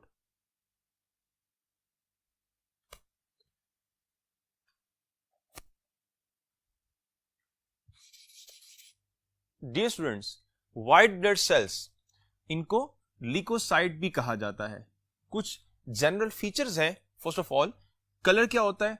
क्योंकि जो रेड ब्लड सेल्स हैं उनका जो कलर है वो रेड होता है because of the pigment haemoglobin. लेकिन जो व्हाइट ब्लड सेल्स हैं इनमें कोई भी पिगमेंट एग्जिस्ट नहीं करता, इसलिए ये क्या है? ये कलर लेस है। सेकेंड फीचर, नंबर इनका वेरी करेगा 7000 से अप टू द 8000 और 1 क्यूबिक मिलीमीटर में ये अमाउंट है। बट रिमेंबर दैट कि डिफरेंट जो डिजीज कंडीशन है उसमें ये नंबर वेरी कर सकते हैं। यानी जब पैरासाइट बॉडी के ऊपर अटैक करेगा उस वक्त different types of leukocytes number में इंक्रीज या फिर डिक्रीज कर सकते हैं। देन साइज क्या होगा? Larger than red blood cells. Origin क्या है? Bone marrow. ओरिजिन का मतलब यहां फॉर्मेशन है।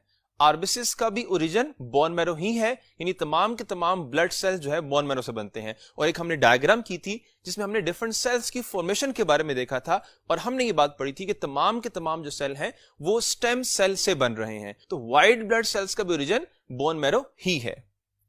देन फंक्शन है, क्या फंक्शन है? Protect body against foreign invaders, यानी वो जो बाहर से आउटसाइड से बॉडी के ऊपर अटैक करते हैं different parasites, different pathogens, different chemicals, toxins, उनको जो है ये डिस्ट्रॉय करते हैं और बॉडी को प्रोटेक्ट करते हैं। देन डेथ, पस बेसिकली क्या होती है? जब फॉरेन इन्वेडर्स बॉडी के ऊपर अटैक करते हैं किसी भी पार्ट में, स्किन के किसी भी एरिया के अंदर या किसी और पार्ट में, तो वहां पर जो इन्वेड करेंगे आउटसाइड से, हमारे ब्लड सेल्स वहां पे नंबर में इंक्रीज करेंगे।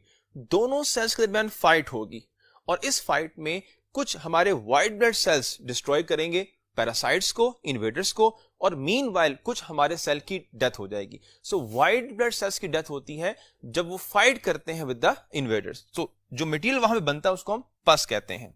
और एज कंपेयर टू, यहां कंपैरिजन है लाइफ ऑफ द आरबीसीज। एक जो रेड ब्लड सेल्स उसकी लाइफ होती है 120 डेज और डिग्रेड कहां पे होते हैं? वो with in spleen and liver. और हमने ये बात पढ़ी थी कि यही वो पार्ट हैं जो एम्ब्रियोनिक लाइफ में इन आरबीसीज को बना रहे होते हैं। लेकिन आफ्टर द बर्थ यही वो ऑर्गन है जहां पर ओल्ड आरबीसीज क्या होंगे? डिग्रेड होंगे, उनकी डेथ होगी। देन फेगोसाइट्स, इनका फंक्शन है कुछ व्हाइट ब्लड सेल्स का। फॉर एग्जांपल जो न्यूट्रोफिल्स हैं ये स्मॉल पार्टिकल्स को इंटेक करते हैं और जो मोनोसाइट है वो मेगाफेज बनाते हैं और लार्ज पार्टिकल को फेगोसाइट करते हैं और उनको with help of enzyme destroy करते हैं। Types on the base of the appearance, जब हम इनको स्टेन करते हैं तो स्टेनिंग से जो अपीयरेंस आती है उस बेस पर हमने व्हाइट ब्लड सेल्स को 2 डिफरेंट कैटेगरी में क्लासिफाई किया हुआ है। One is the granulocyte, second is the agranulocyte. So जो फर्स्ट है वो इंडिकेट कर रहा नेम कि उनमें ग्रेन्यूल्स होंगे और उन्हीं ग्रेन्यूल्स की नेम की बेस पे they are called as the granulocytes. 3 different types हैं इनकी, neutrophils, basophils and eosinophils. While जो ए ग्रेनुलोसाइट्स हैं उनकी टाइप्स हैं मोनोसाइट्स, लिम्फोसाइट्स। और जो लिम्फोसाइट है इनका जो लाइफ स्पैन है वो तमाम से मैक्सिमम है, बिकॉज कुछ लिम्फोसाइट मेमोरी सेल बनाते हैं और वो मैनी ईयर्स तक जो है वो सरवाइव कर सकते हैं, जबकि बाकी तमाम जो व्हाइट ब्लड सेल्स हैं इनकी जो लाइफ है वो फ्यू डेज से लेकर फ्यू वीक्स या फ्यू मंथ तक होगी। सो इन व्हाइट ब्लड सेल्स के बारे में फर्दर डिटेल्स पढ़ने के लिए हम मूव करते हैं towards the next part of the board.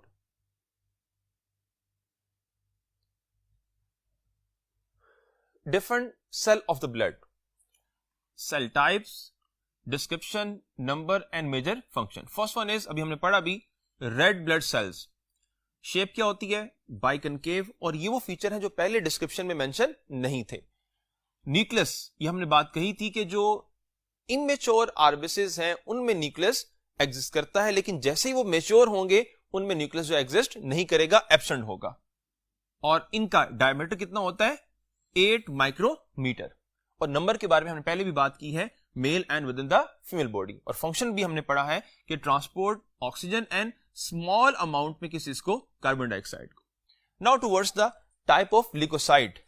So leucocyte में फर्स्ट कैटेगरी हमारे पास जो है 3 different categories, they are the granulocyte. First one is neutrophils. अब यहां पे डिफरेंट जो एस्पेक्ट मेंशन है वो बेसिकली मल्टीपल चॉइस क्वेश्चन है।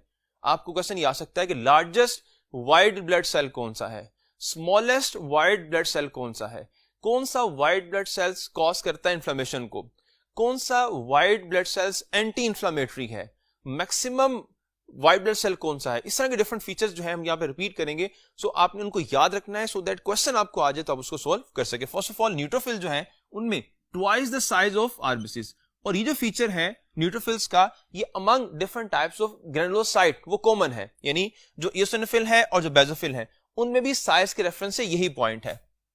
द न्यूक्लियस क्या होता है?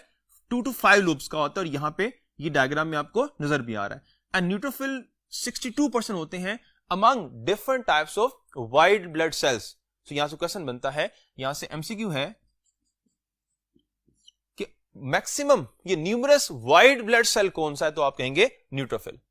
देन फंक्शन क्या है? माइक्रोफेज है, जो स्मॉल पार्टिकल स्मॉल इन्वेडर्स हैं जो बॉडी पे अटैक करेंगे, उनको जो न्यूट्रोफिल है वो डिग्रेड करेगा, फेगोसाइड करेगा, and with the help of enzyme decompose कर देगा। देन इयोसिनोफिल है, twice the size of RBCs, मैंने पहले आपको बताया। न्यूक्लियस इसका बाइलोब्ड होगा, और ये डिफरेंस है बिटवीन न्यूट्रोफिल एंड इयोसिनोफिल। न्यूट्रोफिल का जो न्यूक्लियस है वो 2 to 5 लूप्स का है, जबकि यहां पर बाइलोब्ड है। अमाउंट 2%, और फंक्शन क्या है? एंटी इंफ्लेमेटरी है, और अटैक करता है पैरासाइट को। यानी हमारी बॉडी में जहां पे इंफ्लेमेशन होगी उसे रोकने के लिए सब्सटेंस प्रोड्यूस करेगा और इनएक्टिवेट करेगा इंफ्लेमेशन को, और वो कौन होगा? वो इयोसिनोफिल होगा। देन बेसोफिल है, ट्वाइस साइज ऑफ आरबीसीज है, न्यूक्लियस इसका भी बाइलोब्ड है, एंड अमाउंट कितनी है? Less than 1%। And this produce 2 different chemicals, heparin and histamine. जो हेपारिन है ये क्या फंक्शन करेगा? हेपारिन जो है वो एंटी क्लॉटिंग है, यानी हमारी बॉडी में क्लॉटिंग फैक्टर एग्जिस्ट करते हैं। ब्लड फ्लोट कर रहा है वेसल में, लेकिन क्लॉट नहीं होता, बिकॉज एंटी क्लॉटिंग फैक्टर जो है उन कैस्केड को, उन फैक्टर्स को एक्टिवेट होने नहीं देते जो ब्लड को क्लॉट कर रहे होते हैं। वाइल जो हिस्टामिन है ये एलर्जिक रिएक्शन कॉज करता है, and one of the allergic reaction is the inflammation. और इस रेफरेंस से अगर आप पॉइंट याद रखें कि 2 सेल ऐसे हैं जो वर्क करते हैं एंटागोनिस्टिकली, क्योंकि इयोसिनोफिल एंटी इंफ्लेमेटरी और बेसोफिल जो है वो इंफ्लेमेशन को कॉज करवाता है। देन ये comparison between neutrophil, eosinophil and basophil. Now agranulocytes 2 different types है। मोनोसाइट साइज के रेफरेंस से 2 to 3 टाइम लार्जर। सो इस रेफरेंस से अगर आपको क्वेश्चन हो कि among the different types of white blood sales सबसे लार्जेस्ट सेल कौन सा होगा, तो वो मोनोसाइट है। न्यूक्लियस किस तरह का होता है? Round to lobe shape, and then amount कितनी है?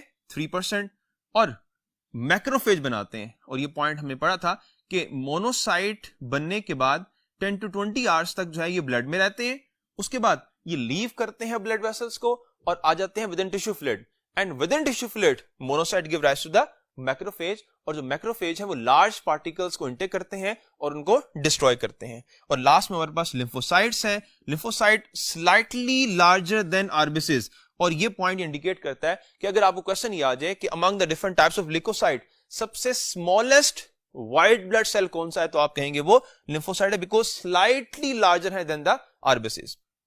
Nucleus almost fill the cell, यानी सबसे लार्जेस्ट न्यूक्लियस इनका इस रेफरेंस से है, क्योंकि तकरीबन ये फिल कर रहा है किसको? होल स्पेस ऑफ साइटोप्लाज्म को। अमाउंट 32%, और इसी एस्पेक्ट से क्वेश्चन भी है कि second numerous among the white blood sales वो कौन होगा, तो वो लिम्फोसाइट है। फंक्शन क्या है? दे प्रोड्यूस इम्यून रिस्पॉन्स, यानी जो इम्यून सिस्टम है वो किस पे डिपेंड करता है? वो लिम्फोसाइट पे डिपेंड करता है। और लिम्फोसाइट की फर्दर आगे टाइप है T lymphocyte and B lymphocyte, उनकी डिटेल फर्दर हम डिस्कस करेंगे within the topic of the immunity, कि वो कहां बनते हैं, कैसे बनते हैं और क्या फंक्शन परफॉर्म करते हैं। लेकिन एक बात याद रखनी है आपने कि तमाम ब्लड सेल्स का जो ओरिजिन है वो बोन मैरो ही है। डिफरेंट प्लेस पे जाके मेच्योर हो सकते हैं वो, लेकिन फॉर्मेशन कहां से होगी उनकी, बोन मैरो से ही होगी। सो अब after the detail of different components of the blood हम देखते हैं कि ब्लड का फंक्शन क्या है एज अ होल। सो उसे पढ़ने के लिए हम मूव करते हैं towards the next part of the board.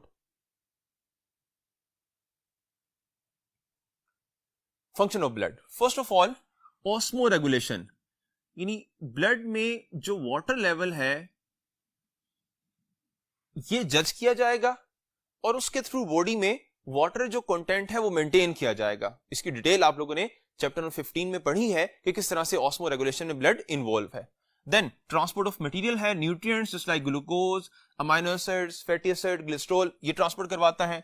Different hormones transport करवाता है, चैप्टर 17 में आपने पढ़े जितने भी हार्मोन है फ्रॉम द एंटीरियर पिट्यूटरी, वहां से, उसके अलावा थायराइड ग्लैंड से एंड अदर ग्लैंड से वो ब्लड से ही ट्रांसपोर्ट होते हैं, और गैसेस को भी जो है वो ब्लड ही ट्रांसपोर्ट करवाता है। Then defence of the body, उसमें ल्यूकोसाइड्स हैं एंड एंटीटॉक्सिन। इंटरफेरॉन के बारे में हमने पहले बात नहीं की। इंटरफेरॉन वो केमिकल है जो हमारे इम्यून सिस्टम वाले सेल्स बनाते हैं अगेंस्ट न्यूक्लिक एसिड अटैक, और nucleic acid attack mostly viruses का होता है, यानी जब हमारी बॉडी पे किसी फॉरेन इन्वेडर्स का न्यूक्लिक एसिड अटैक करेगा और हमारे सेल को डिस्ट्रॉय करने की कोशिश करेगा तो उस वक्त इंटरफेरॉन बनेंगे और उस न्यूक्लिक एसिड को डिस्ट्रॉय किया जाएगा। Then blood act as buffer, यानी जो एच पॉजिटिव आयन कंसंट्रेशन है and OH negative ion concentration है ये मेंटेन की जाएगी, सो दैट क्या हो, ब्लड की जो पीएच है वो ना बहुत बेसिक और ना बहुत क्या हो, एसिडिक हो। और इसकी एक एग्जांपल आप लोगों ने पढ़ी है कि within the kidney H positive ion को सिक्रीट किया जाता है सो दैट कि उससे क्या हो, पीएच जो है मेंटेन की जा सके, और पीएच कितनी होती है, 7.4 पीएच होती है। So blood act as a buffer. Then exchange of material, और इस रेफरेंस अगर हम देखें तो ब्लड वेसल्स हैं और ब्लड वेसल्स में ब्लड फ्लो कर रहा है और ये ब्लड कैपिलरीज पहुंची up to the cell. So blood से मटेरियल डिफ्यूज करेगा, आउटसाइड आएगा विद इन टिश्यू फ्लूइड और फिर यहां से वो मूव करेगा टुवर्ड्स द सेल। सो इस रेफरेंस से जो ब्लड है वो सेल और जो ब्लड वेसल्स है उनमें जो मटेरियल है उसके दरमियान एक्सचेंज भी रोल प्ले कर रहा है। Then homeostasis, that's mean maintenance of the internal environment, because different जो chemicals हैं वो blood में हैं, blood ही move करता है towards the brain और brain different components को judge करता है within the blood, so that's why blood बहुत important role play करता है within the homeostasis. Then wound sealing, that's mean जब कोई body part damage हो जाता है तो वहां पे हमने पढ़ा भी कि blood clotting process में जो fibrin protein activate होती है और वो इस तरह से enmeshed बनाएगी और वो ब्लड क्लॉट कर देगी और वो जो पार्ट है वो सील हो जाएगा और वहां से आउटर इन्वायरमेंट से जो पैथोजेंस हैं वो एंटर नहीं हो पाएंगे। और ये डिफरेंट क्या है, बेसिकली फंक्शन है किसके, ब्लड के। ब्लड के फंक्शन के बाद एक और बॉडी कंपोनेंट जो ट्रांसपोर्ट ऑफ मटेरियल में इन्वॉल्व है और वो है लिम्फेटिक सिस्टम। इसके डिफरेंट कंपोनेंट्स क्या होते हैं, first of all what is the role of lymphatic system.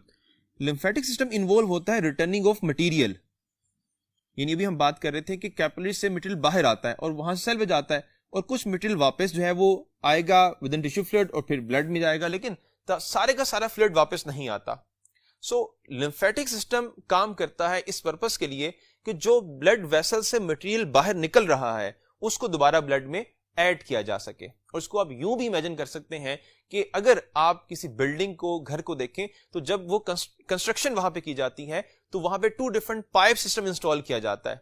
एक वो पाइप सिस्टम है जो डिफरेंट प्लेसेस पर उस घर में साफ पानी को सप्लाई करने के लिए होता है, और सेकंड पाइप सिस्टम ऐसा होता है कि जब वाटर यूज हो जाएगा तो उसको बाहर ड्रेन करने के लिए क्या होगा, एक और पाइप सिस्टम इंस्टॉल किया जाएगा। तो नेचर ने ऐसे ही हमारी बॉडी में 2 डिफरेंट टाइप ऑफ आपके लिए पाइप सिस्टम इंस्टॉल किए हैं। One is the CVS cardiovascular system जो ब्लड को ट्रांसपोर्ट करता है, और जब ब्लड टिश्यू लेवल पर जो है मटेरियल बाहर निकलता है तो उसको वापस रिटर्न करने के लिए क्या है, वहां पर लिम्फेटिक सिस्टम होता है। तो फंक्शन क्या हो गया, रिटर्न द मटेरियल। कंपोनेंट्स कौन कौन से हैं, लिम्फ कैपिलरीज हैं, लिम्फ वेसल्स हैं, लिम्फॉइड मैसेज हैं, lymph node and lymph. In components की अंडरस्टैंडिंग के लिए हम आगे एक डायग्राम से उसको जो है वो डिस्कस करेंगे, सो दैट इसको हम अंडरस्टैंड कर सकें कि ये कंपोनेंट किस तरह से काम करते हैं। देन लिम्फ है, लिम्फ बेसिकली क्या होता है, जो कैपिलरीज हैं यहां पे ब्लड फ्लो कर रहा है और फिर इससे मटेरियल बाहर आएगा और वो मटेरियल सेल के पास जाएगा और सेल से दोबारा आएगा और ये मीडियम बनेगा। इस मीडियम में क्या है, हमने पहले बात की, इसमें टिश्यू फ्लूइड है। जब ये टिश्यू फ्लूइड यहां से एंटर होता है within the lymph vessels और कैपिलरीज, क्योंकि यहां पे सेल लेवल पर कैपिलरीज होती हैं, तो लिम्फ कैपिलरीज में जब एंटर होगा तो उसी को हम बेसिकली लिम्फ कहते हैं। यानी लिम्फ बेसिकली क्या है, टिश्यू फ्लूइड ही है, लेकिन इसको लिम्फ उस वक्त हम कहेंगे जब ये with in the lymph capillaries होगा। इसका मतलब है कि क्वेश्चन आपको आ जाए कि लिम्फ किस से रिजेंबल करता है, विद द ब्लड प्लाज्मा या फिर इंटरस्टिशियल फ्लूइड या टिश्यू फ्लूइड, तो आप कहेंगे with the tissue fluid. So further detail of the lymphatic system के लिए हम मूव करते हैं towards the next part of the board.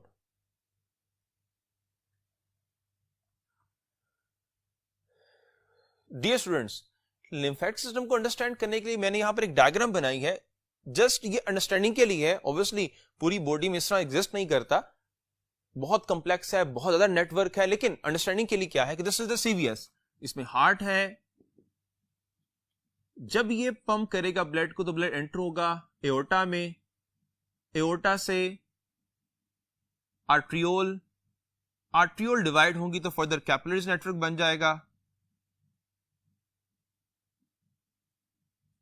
और फिर आगे वेन्यूल, वेन्यूल से वेन और वेन से वेना केवा, ये सीवीएस है। और with in the capillary level यहां पर क्या होता है, जो कैपिलरीज है यहां से मटेरियल बाहर मूव करता है और वो सेल उसको इनटेक करेंगे, एक्सचेंज होगा और फिर क्या बनेगा, इससे टिश्यू फ्लूइड बनेगा। जो टिश्यू फ्लूइड है ये कुछ रिटर्न होगा दोबारा ब्लड में, लेकिन 100% रिटर्न नहीं होगा। सो जो रिमेनिंग अमाउंट रह गई है जो ब्लड में रिटर्न नहीं हुई, उसे रिटर्न करने के लिए ये ब्लाइंडली एंड वेसल्स हैं। अब यहां पे ब्लाइंडली एंड वेसल्स का कंसेप्ट भी क्लियर कर लें कि विद इन द सीवीएस एक वेसल सेकंड से कनेक्ट है और वो दोनों साइड से ओपन है, कहीं से क्लोज नहीं है। ब्लाइंडली एंड का मतलब ये होता है कि एक चीज, एक कंपोनेंट एक साइड से ओपन है और दूसरे एंड से वो क्लोज है, ठीक है, दैट्स मीन यहां से क्लोज और यहां से क्या है, ये ओपन है। यही वेसल्स इस एंड से क्या है, क्लोज है, और उस तरफ से क्या है, वो ओपन है, लेकिन सीवीएस में बोथ साइड से क्या है, ओपन है। सो इन ब्लाइंडली एंड वेसल्स में जो टिश्यू फ्लूइड है वो यहां से एंटर होगा और जैसे ही इन वेसल्स में आ जाएगा, और चूंकि ये सेल लेवल है तो ये लिम्फ वेसल्स लिम्फ कैपिलरीज हैं, तो उस टिश्यू फ्लूइड को हम लिम्फ कहेंगे और फिर ये लिम्फ फ्लो करेगा टुवर्ड्स द ब्लड ताकि इसे ब्लड में ऐड किया जा सके।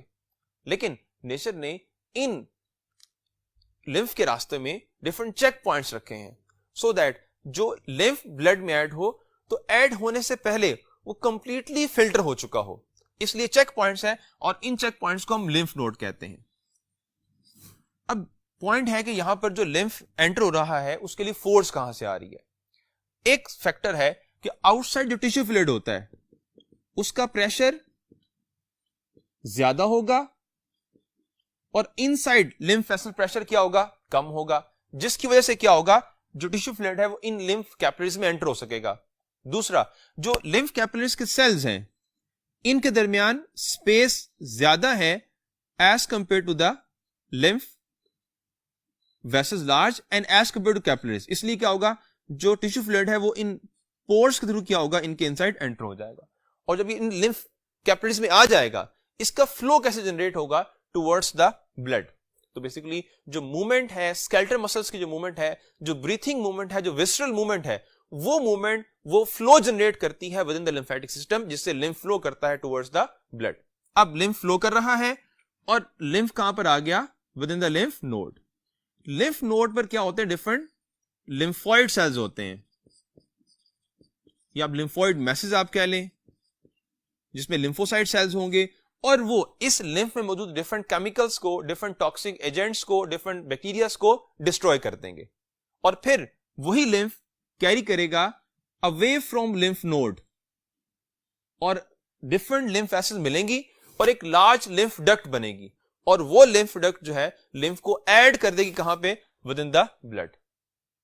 अब मीनवाइल डिफरेंट पॉइंट्स है। फॉर एग्जांपल अगर इस डायग्राम से देखें और क्वेश्चन आपसे ये हो कि टुवर्ड्स लिम्फ नोड एक वेसल लिम्फ को लेकर जा रही है या मल्टीपल है, तो आप कहेंगे मल्टीपल। इन शॉर्ट हम कह सकते हैं कि many afferent lymph vessel carry lymph towards lymph node, afferent towards होता है, and single efferent lymph vessel carry lymph away from the lymph node. एक पॉइंट ये। सेकेंड पॉइंट, जो लिम्फ नोड है ये एक है लेकिन बॉडी में मल्टीपल होती हैं। जो नोड्स एज अ होल हमारी बॉडी में है ये कहां कहां एग्जिस्ट करती हैं, डिफरेंट पॉइंट्स पर है, लेकिन 3 रीजन ऐसे हैं जहां पे लिम्फ नोड्स अबंडेंटली एग्जिस्ट करती हैं। एक हमारा एक्सिलर रीजन है, सेकंड हमारा नेक रीजन है, एंड थर्ड ग्रोइन रीजन है जो हमारी लेग्स अटैच हो रही है with the pelvic girdle. So lymph node यहां पे अबंडेंटली, इसलिए समटाइम क्या होता है हमारी आर्म्स और नेक में पेन होती है क्योंकि लिम्फ नोड वहां पे क्या कर जाती है, स्वेल कर जाती हैं।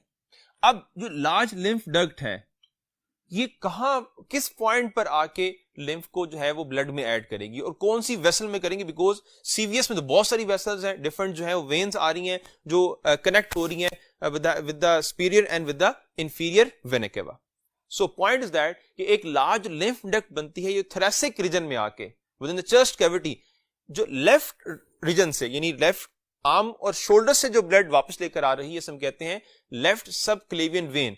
उस वेन में क्या होता है, थोरैसिक डक्ट जो है लिम्फ को ऐड कर देती है और वो मटेरियल दोबारा से क्या होता है ब्लड में ऐड हो जाता है। सो ये ओवरऑल जो है वो आप कह लें डिफरेंट कंपोनेंट्स जो हमने पढ़े थे उनकी डायग्रामेटिक एक्सप्लेनेशन है कि लिम्फ वेसल्स क्या होंगी, लिम्फ नोड क्या है, लिम्फ क्या है और लिम्फ कैपिलरी क्या है। और एक एग्जांपल आप लोगों ने लिम्फ कैपिलरी की पढ़ी हुई है कि विद इन विलाई जो स्मॉल इंटेस्टाइन है इसके दरमियान में आपने पढ़ा कि लैक्टियल वेसल होती है। सो जो लैक्टियल वेसल वो बेसिकली लिम्फ कैपिलरी है। इस तरह से बहुत सारी बॉडी रीजन में क्या होता है, कैपिलरीज एग्जिस्ट करती हैं। So now what is the function of lymphatic system, अगर समराइज करें सो फर्स्ट इज हमने बात की कि रिटर्निंग लीक मटेरियल जो बाहर निकलता है उसे रिटर्न करता है। देन एब्जॉर्प्शन ऑफ फैट्स यानी स्मॉल इंटेस्टाइन से जो फैट की एब्जॉर्प्शन है वो लिम्फेटिक सिस्टम ही कर रहा होता है। और यहां पे क्वेश्चन भी बन सकता है कि आफ्टर द फैटी मील कितने % जो है फैट या फैट ग्लोब्यूल्स एग्जिस्ट करेंगे लिम्फ में, तो वो 1% है। और कितने % मटेरियल रिटर्न होता है, तो डेली बेसिस पर 3 लीटर जो है दोबारा ब्लड में ऐड होता है। एंड लास्ट थर्ड फंक्शन क्या लिम्फेटिक सिस्टम का, कि lymphatic system involve in the defence of the body, because इनमें जो लिम्फॉइड मैसेज हैं, लिम्फॉइड टिश्यूज जो होते हैं वहां पे लिम्फोसाइट सेल्स हैं और वो लिम्फोसाइट सेल्स फाइट करते हैं डिफरेंट इन्वेडर्स के साथ, डिफरेंट टॉक्सिक केमिकल्स के साथ, और उनको जो है वो डिस्ट्रॉय करते हैं और बॉडी को डिफेंड करते हैं from the harmful effect of the pathogens. After the lymphatic system अब हमने पढ़ना है regarding the immunity and its components. So उसके लिए मूव करते हैं towards the first part of the board.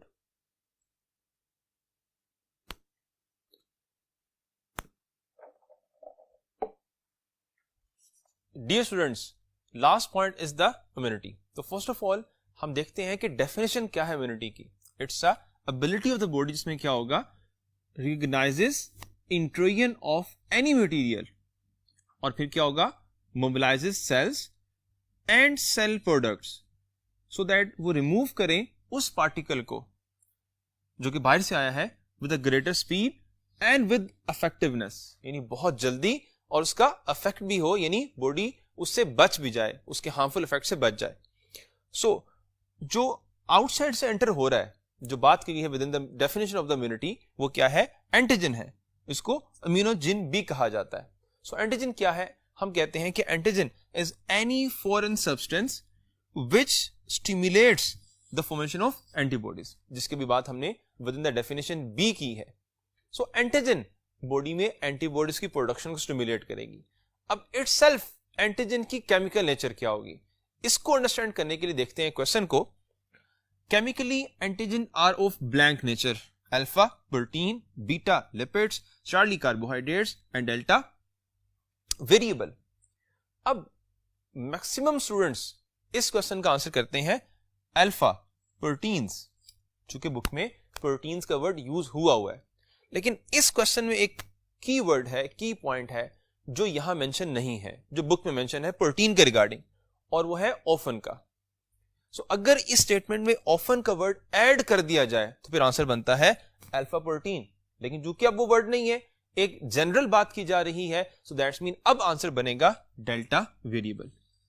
So antigen की कोई भी हो सकती है केमिकल नेचर, लेकिन मैक्सिमम या ऑफन अक्सर क्या होती है, प्रोटीन इन नेचर होती है। सो एंटीजन के बारे में हमने यहां पे केमिकल नेचर पॉइंट क्लियर कर लिया। और है क्या, ये भी हमने बात क्लियर कर ली कि वो स्टिमुलेट करेंगे, एक्टिवेट करेंगे किस चीज को, हमारे इम्यून सिस्टम को।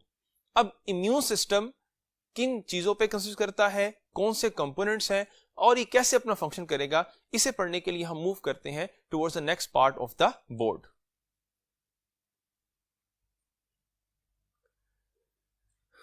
Before the immune system, nature ने हमारी बॉडी में डिफरेंट डिफेंस लाइन क्रिएट की हैं। उन डिफेंस लाइन को हम देखते हैं कि 3 डिफरेंट लाइंस में डिवाइड करते हैं, first defence line, second defence line and third defence line. तो first defence line human body का वो कंसिस्ट करता है फिजिकल बैरियर के ऊपर एंड केमिकल्स के ऊपर। फिजिकल बैरियर में जो कंपोनेंट्स आते हैं वो फर्स्ट ऑफ ऑल स्किन है, जो कि ह्यूमन बॉडी का सबसे लार्जेस्ट ऑर्गन है, देन म्यूकस है, और इवन जो ब्लड क्लॉट कहीं बनता है तो ब्लड क्लॉट भी फिजिकल बैरियर में आएगा। और हमने ये बात with in the function of blood पढ़ी थी कि ब्लड सील करता है क्लॉटिंग के थ्रू उस पॉइंट को जहां पे कट लग जाता है, तो वहां से क्या होगा, कोई माइक्रो बॉडी में एंटर नहीं हो पाएगा। केमिकल्स वगैरह हम देखें, सलाइवा में डिफरेंट जो बाइकार्बोनेट्स हैं they will act as antiseptics.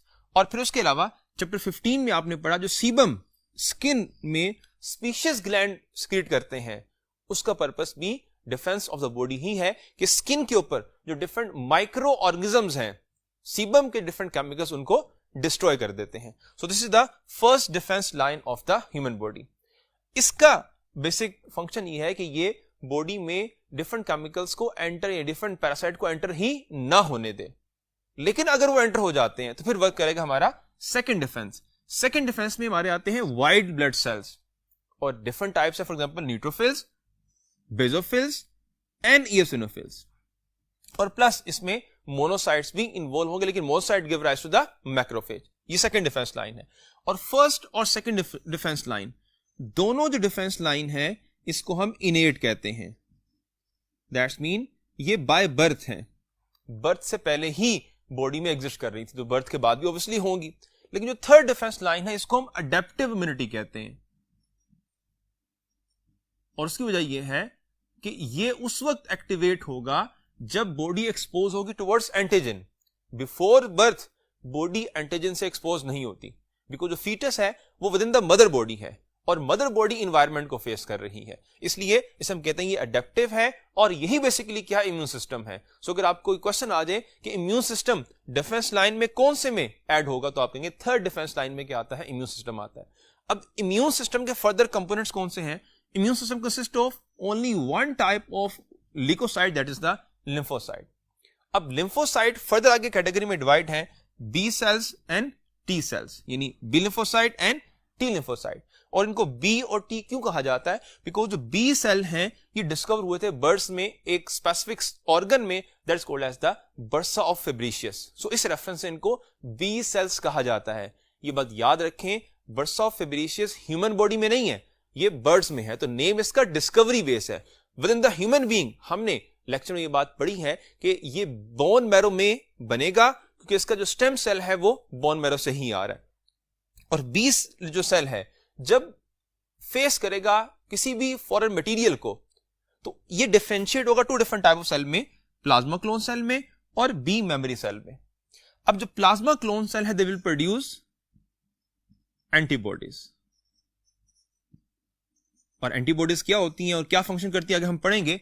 सो यहां पे क्वेश्चन आपने याद रखना है कि अगर आपको पॉइंट आ जाए कि एंटीबॉडीज कौन प्रोड्यूस कर रहा है, और ऑप्शन में अल्फा बी सेल हो, बीटा प्लाज्मा क्लोन सेल हो, चार्ली बी मेमोरी सेल हो, और डेल्टा हम कह देते हैं टी हेल्पर सेल, तो आप याद रखें आंसर क्या होगा, प्लाज्मा क्लोन सेल। लेकिन अगर ऑप्शन चेंज की जाए, फॉर एग्जांपल मैं कहता हूं alpha B cell, beta B memory cell, Charlie T cell और डेल्टा लिम्फोसाइट। तो अब आंसर बनेगा क्या? Alpha B cells. तो इस तरह डिफरेंट जो वेरिएशन है वो आपने याद रखनी है कि कौन एंटीबॉडीज को प्रोड्यूस कर रहा है। वाइल जो बी मेमोरी सेल है ये वो सेल होते हैं जो मेमोराइज करते हैं एंटीजन को, यानी जब डिफरेंट हमारे फेगोसाइट सेल इंगल्फ करते हैं एंटीजन को और उसको डिकम्पोज कर देते हैं, तो वो एंटीजन या उसके जो प्रिकर्सर मॉलिक्यूल्स हैं वो इन सेल्स के ऊपर रिप्रेजेंट हो जाते हैं और वो स्टोर करते हैं कि इन फ्यूचर जब वो एंटीजन बॉडी में एंटर होगी तो रैपिडली वो एक्टिवेट करेंगे different types of immune cells को, सो दैट उस एंटीजन को फौरन डिस्ट्रॉय किया जा सके। तो ये एक टाइप आगे की चीज की लिम्फोसाइट की। और अगर ये पार्ट एक्टिवेट होगा लिम्फोसाइट्स का और इम्यून सिस्टम का और फिर डिस्ट्रॉय करेगा एंटीजन को, so this immune response is called as it's a humoral immune response. So immune response का मतलब ये होता है कि जब इम्यून सिस्टम फेस करता है किसी भी फॉरेन मटेरियल को तो वो किस तरह से रिस्पोंड करेगा उसको, यानी किस तरह से उसको डिस्ट्रॉय करेगा। सो अगर बी सेल्स एक्टिवेट हो और वो डिस्ट्रॉय करे तो हम कहते हैं कि वो ह्यूमोरल इम्यून रिस्पॉन्स है। और डेफिनेशन में दो बातें मेंशन थी कि सेल एक्टिवेट होंगे या सेल प्रोडक्ट्स एक्टिवेट होंगी। तो हमने एक कंपोनेंट पढ़ा सेल प्रोडक्ट्स वाला। सेकंड कंपोनेंट जो है टी लिम्फोसाइट है। टी लिम्फोसाइट की फर्दर टू डिवीजन है, one is the T helper cell, second is the T killer cell. और टी हेल्पर सेल के बारे में आपने पढ़ा है कि within the AIDS disease जो HIV है वो इन्हीं सेल्स को इन्फेक्ट करता है, क्योंकि ये मेजर सेल है विद इन द डिफेंस और विद इन द इम्यूनिटी। और इनको हेल्पर सेल कहा जाता है बिकॉज ये डिफरेंट केमिकल सिग्नल के थ्रू डिफरेंट जो व्हाइट ब्लड सेल्स हैं, जो फेगोसाइट सेल्स हैं, उनको कॉल करेंगे at the point of the invasion points और वहां पे जो है डिस्ट्रॉय करेंगे किसी चीज को, बैक्टीरिया को या डिफरेंट वायरसेस को। अब अगर सेल एक्टिवेट होते हैं और ये डिस्ट्रॉय करते हैं, so that type is called as the cell mediate immune response. So immune response की टू टाइप हो गई, one is the humoral immune response, second is the cell mediate immune response. In case of tissue transplant जो tissue rejection होती है वो because of the helper T cell होती है। So that's mean वहां पे क्वेश्चन अगर आपको आ जाए कि जो टिश्यू रिजेक्शन है वो किस टाइप का इम्यून रिस्पॉन्स है, तो आप कहेंगे वो सेल मीडिएट इम्यून रिस्पॉन्स। और सेल कौन सा रिस्पॉन्सिबल है, आप कहेंगे टी हेल्पर सेल उसका रिस्पॉन्सिबल है। सो अब इन डिफरेंट पॉइंट्स को आपने याद रखना है। अब बात है एंटीबॉडीज की। एंटीबॉडीज की केमिकल नेचर, इनकी प्रॉपर्टीज और किस तरह से डिस्ट्रॉय करने में हेल्प करती हैं, ये पढ़ने के लिए हम मूव करते हैं towards the next part of the board.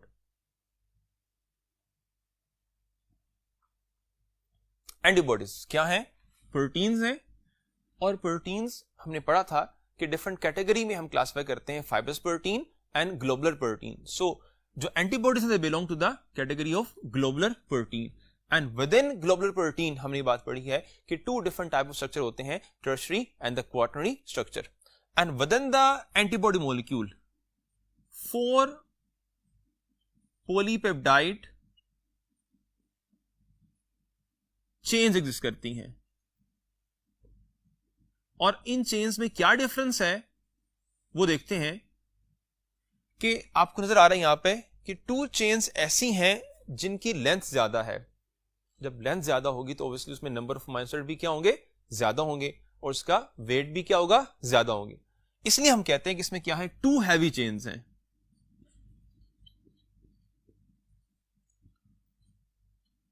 और 2 की लेंथ स्मॉल है, सो उनमें क्या होगा, less number of amino acid, तो वेट भी क्या होगा, कम होगा। इसे हम कहते हैं ये लाइट चेन है। और वो 2 होती हैं, 1 एंड 2। 2 हैवी चेन आपस में कनेक्टेड है with the help of disulphide bridge. और यहां पर 1 एंड 2 दो डाइसल्फाइड लिंकेज है बिटवीन द 2 हैवी चेन। और हैवी और लाइट चेन इनके दरमियान में अगर हम देखें तो ये एक डाइसल्फाइड है। इस तरह से यहां पे भी क्या है, इनके दरमियान एक डाइसल्फाइड है। सो एज अ होल अगर क्वेश्चन आपको आ जाए कि सिंगल एंटीबॉडी मॉलिक्यूल में कितने डाइसल्फाइड लिंकेज है, तो आप आंसर करेंगे 4। और डाइसल्फाइड लिंकेज को हम इस तरह से रिप्रेजेंट करते हैं। यह भी क्वेश्चन आ सकता है अगर डिफरेंट वे से इसको रिप्रेजेंट किया जाए। फॉर एग्जांपल अगर इसको यूं हम बनाएं, एक पैटर्न ये बना दें तो, और एक पैटर्न हम इस तरह से बना दें, और क्वेश्चन आपसे ये हो कि इसमें से कौन सा एक्चुअली रिप्रेजेंट कर रहा है डाइसल्फाइड लिंकेज को, तो आप कहेंगे this one represent the disulphide linkage. अब इस एंटीबॉडी मॉलिक्यूल के डिफरेंट रीजन्स हैं, और वो रीजन्स कौन से, जो अपर रीजन है हम कहते हैं वेरिएबल रीजन।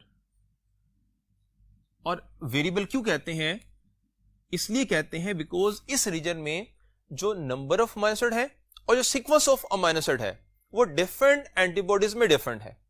वाइल जो लोअर पोर्शन है इसे हम कहते हैं कांस्टेंट रीजन, सी रीजन। जो सी रीजन है ये कांस्टेंट है, इसमें इसका मतलब है कि number of amino acid and type वो डिफरेंट एंटीबॉडीज में, लेकिन सेम क्लास की डिफरेंट एंटीबॉडीज में, ये पॉइंट याद रखना है, वो क्या होगा? सिमिलर होगा। लेकिन डिफरेंट क्लास में ये वेरी करेगा। Within the same class की बात है कि ये क्या होगा? सी रीजन होगा। अब वेरिएबल रीजन का बेनिफिट क्या होता है? जो वेरिएबल रीजन है ये बनाता है एंटीजन बाइंडिंग साइट। अब चूंकि इससे पहले हमने बात की है कि एंटीजन वेरिएबल इन नेचर होती है, उसकी शेप डिफरेंट होगी। सो अगर एंटीबॉडी में ये वेरिएबल रीजन ना होता तो इस नेचर में एग्जिस्ट करने वाली मिलियंस और आपके लिए बिलियंस ऑफ टाइप्स ऑफ जो एंटीजेंस हैं उनके अगेंस्ट हमारी बॉडी एंटीबॉडीज ना बना पाती। लेकिन चूंकि अब वेरिएबल रीजन है और इस वेरिएबल रीजन की वजह से इसकी शेप डिफरेंट होगी, और किस तरह की होगी? कंपैटिबल होगी with the shape of the antigen. Just like यहां पे एग्जांपल है कि सपोज दैट ये एंटीजन है और हमारी बॉडी ने ये एंटीबॉडीज बना दी हैं। अगर एंटीजन की shape for example surface of antigen you कर आपके शेप इस तरह की हो जाएगी तो हमारा जो इम्यून सिस्टम है वो इस तरह की एंटीबॉडीज बनाएगा जो यहां बाइंड हो सके। अगर शेप और चेंज होती है, फॉर एग्जांपल यूं हो जाती है, तो फिर एंटीबॉडीज की जो वेरिएबल रीजन है वो इस शेप के मुताबिक बनेगा। इस तरह से variable region multiple different types of antibodies को जनरेट कर सकता है। सो उसके लिए ऑप्शन हो जाती है कि डिफरेंट टाइप्स ऑफ जितनी भी एंटीजन एंटर होंगी हमारी बॉडी एंटीबॉडीज बना सकती है और उनको डिस्ट्रॉय कर सकती है। और यहां पे एग्जांपल है कि this one is the antigen, surface के ऊपर ये डिफरेंट मॉलिक्यूल्स हैं, ग्लाइकोप्रोटीन्स हैं, और ये हमारी बॉडी उनके अगेंस्ट एंटीबॉडीज बना दी। अब एंटीबॉडीज करती क्या है? वो इनके साथ बाइंड करेगी और एंटीजन एंटीबॉडी कॉम्प्लेक्स बन जाएगा। और फिर दूसरा जो एंड होता है एंटीबॉडीज का, फॉर एग्जांपल ये जो एंड है ये बाइंड करता है विद द फेगोसाइट सेल, और फिर इन सेल्स की एक्टिविटीज को बढ़ा देता है, और इन एंटीजन की जो फेगोसाइटोसिस है उसको ये फैसिलिटेट करता है। इजी हो जाती है बिकॉज एंटीजन अब मूव नहीं कर सकती, वो पकड़ी गई है with the help of the antibodies. So antigen antibody complex बनेगा और डिफरेंट सेल्स उसको डिस्ट्रॉय कर देंगे। और ये क्वेश्चन बहुत दफा रिपीट हो चुका है विद इन द यूएचएस कि जो एंटीजन बाइंडिंग साइट है ये variable region of heavy chain पे कंसिस्ट करता है या वेरिएबल रीजन ऑफ जो है लाइट चेन पर है, या फिर variable region of heavy and light chain both है। तो आपने याद रखना है कि जो एंटीजन बाइंडिंग साइट है ये variable region of both heavy and light chain है। एक पॉइंट। दूसरा ये पॉइंट, अगर आपको क्वेश्चन आ जाए कि टू लाइट चेन के दरमियान कितने डाइसल्फाइड ब्रिज हैं, ये लिंकेज हैं, तो आप कहेंगे 0, क्योंकि टू लाइट चेन आपस में कनेक्टेड नहीं है। हैवी और लाइट है, लाइट आपस में नहीं है, और टू हैवी भी आपस में है, तो ये पॉइंट आपने याद रखना है। अब एंटीबॉडीज की डिफरेंट क्लासेस हैं। फॉर एग्जांपल उसको हम कहते हैं एंटीबॉडीज को इम्यूनोग्लोबुलिन्स कहा जाता है, उनको रिप्रेजेंट करते हैं आईजी वर्ड से। IG word stand for immunoglobulin, और उनकी डिफरेंट टाइप्स हैं, आईजीजी, आईजीएम, आईजीई, आईजीडी। लेकिन ये पॉइंट आपकी बुक में फर्दर डिस्कस नहीं है, इसलिए इस पर हम फर्दर डिबेट नहीं कर रहे और ना ही इसके रिगार्डिंग आपको कोई क्वेश्चन आएगा। So after the antibodies next हम देखते हैं कि जो हमारी बॉडी में इम्यूनिटी परफॉर्म होती है वो किस तरह से और किस कंडीशन में होती है, और इस बेस पर हम कितनी टाइप्स में डिवाइड करते हैं इम्यूनिटी को, ये पढ़ने के लिए हम मूव करते हैं towards the next part of the board.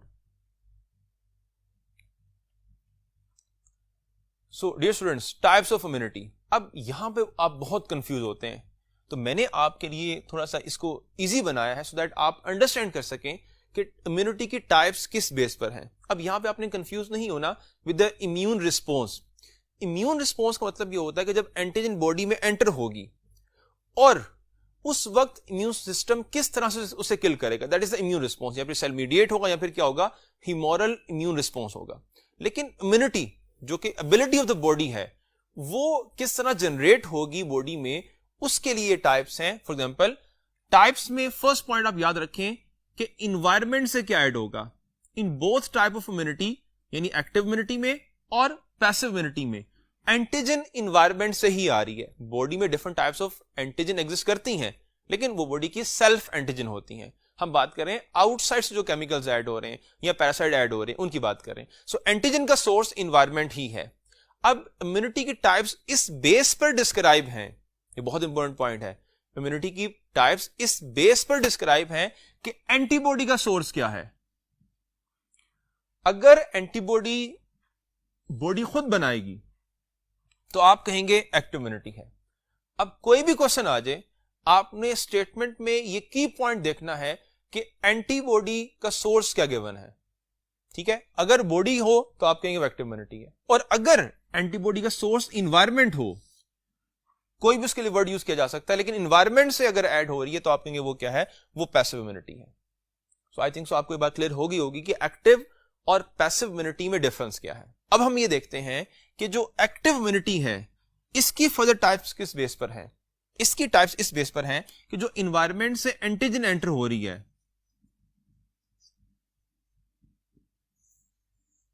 इसका सोर्स क्या है। इसका सोर्स अगर नेचुरल है, यानी any natural route, any natural mean, for example आपने पानी पिया, उसमें कोई एंटीजन थी, आपने खाना खाया, उसमें कोई एंटीजन थी, या किसी पैरासाइट, किसी वेक्टर ने आपकी बॉडी में पैरासाइट को एंटर कर दिया, ये नेचुरल सोर्स है, और आपको इन्फेक्शन हो गया, आप बीमार हो गए, और उसके बाद आपकी बॉडी ने उस पैरासाइट को किल किया, अब रिकवर हो गए। अब अगेंस्ट जब वो एंटीजन एंटर होगी तो उसकी बॉडी एक दफा पहले उसको देख चुकी है, उससे फाइट कर चुकी है, तो फौरन उसको डिस्ट्रॉय कर देगी और बॉडी को इन्फेक्शन नहीं होगा। इसे हम कहते हैं ये क्या है, नेचुरल एक्टिव इम्यूनिटी है, क्योंकि जो एंटीजन का सोर्स है, एंटर होना है बॉडी में, वो नेचुरली एंटर होना है। बट हमने एक एबिलिटी क्रिएट कर ली है, एक वे देख लिया है, और वो ये है कि अगर हम इसी एंटीजन को वीक करके इन फॉर्म ऑफ वैक्सीन बॉडी में ऐड कर देते हैं तो बॉडी को विदाउट इन्फेक्शन क्या होगा, हम ये बता सकेंगे कि एंटीजन किस तरह की होती है, और बॉडी प्रिपेयर होगी उस एंटीजन के अगेंस्ट और उसको इजीली किल कर सकेगी। लेकिन अब एंटीजन हमने वीक कर कर खुद से एक मटेरियल बनाकर बॉडी में ऐड किया है आर्टिफिशियली, तो हम कहेंगे वो इम्यूनिटी आर्टिफिशियल एक्टिव इम्यूनिटी है।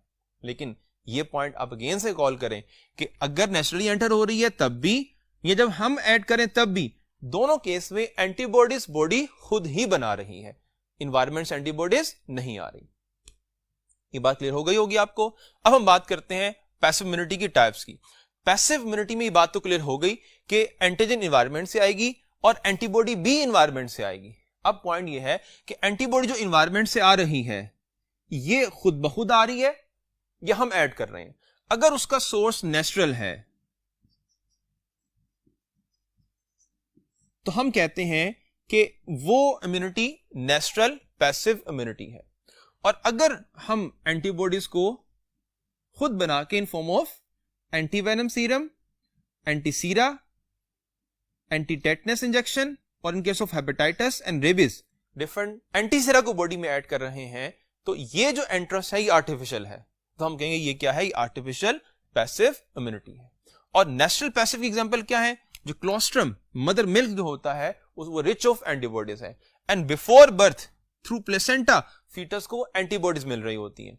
अब फीटस में वो एंटीबॉडीज मदर बॉडी से आ रही हैं, आफ्टर बर्थ भी एंड बिफोर बर्थ भी। सो ये जो टाइप है ये नेचुरली एंटीबॉडीज बॉडी में एंटर हो रही है, so it's a natural passive immunity. So hope so आपको ये पॉइंट क्लियर हो गए होंगे। अब एज अ होल हम कंपैरिजन करते हैं between active and passive immunity. Active immunity slow develop होती है, लेकिन ये लॉन्ग टाइम के लिए होगी, और इवन सम केस में थ्रू आउट द लाइफ भी होगी। For example in case of mumps and measles, ये बात चैप्टर नंबर 5 में आप लोगों ने पढ़ी है। वाइल जो पैसिव इम्यूनिटी है वो बहुत रैपिड होती है, लेकिन शॉर्ट टाइम के लिए होती है। जैसे ही एंटीबॉडीज जो बॉडी में ऐड की गई है वो खत्म हो जाएंगी, उनकी केमिकल लाइफ खत्म हो जाएगी, तो वो दोबारा इम्यूनिटी क्रिएट नहीं कर पाएंगी। वो इम्यूनिटी क्रिएट करने के लिए दोबारा से हमें वो एंटीसीरा ऐड करना पड़ेगा। इसका रेफरेंस एक तो टेटनस है, सेकंड पॉइंट चैप्टर नंबर 22, वहां पे आपने कंडीशन पढ़ी एरिथ्रोब्लास्टोसिस फेटालिस, उसमें मदर को एंटीसीरा देते हैं आफ्टर द फर्स्ट बर्थ या second birth, so that next pregnancy में कॉम्प्लिकेशंस क्रिएट ना हो। सो ये अगेन एंड अगेन परफॉर्म करनी पड़ेगी, बट इसके लिए क्या होगा, अगर एक दफा कर दें दोबारा करनी नहीं पड़ेगी, लेकिन in some case after many years दोबारा करनी भी पड़ जाती है, लेकिन ये लॉन्ग लास्टिंग है और वो क्या है, वो शॉर्ट टाइम के लिए होती है। तो विद दिस पॉइंट आज का हमारा टॉपिक जो है वो एंड होता है। उम्मीद है आपको तमाम पॉइंट्स क्लियर हो गए होंगे और best of luck for your test. अल्लाह हाफिज।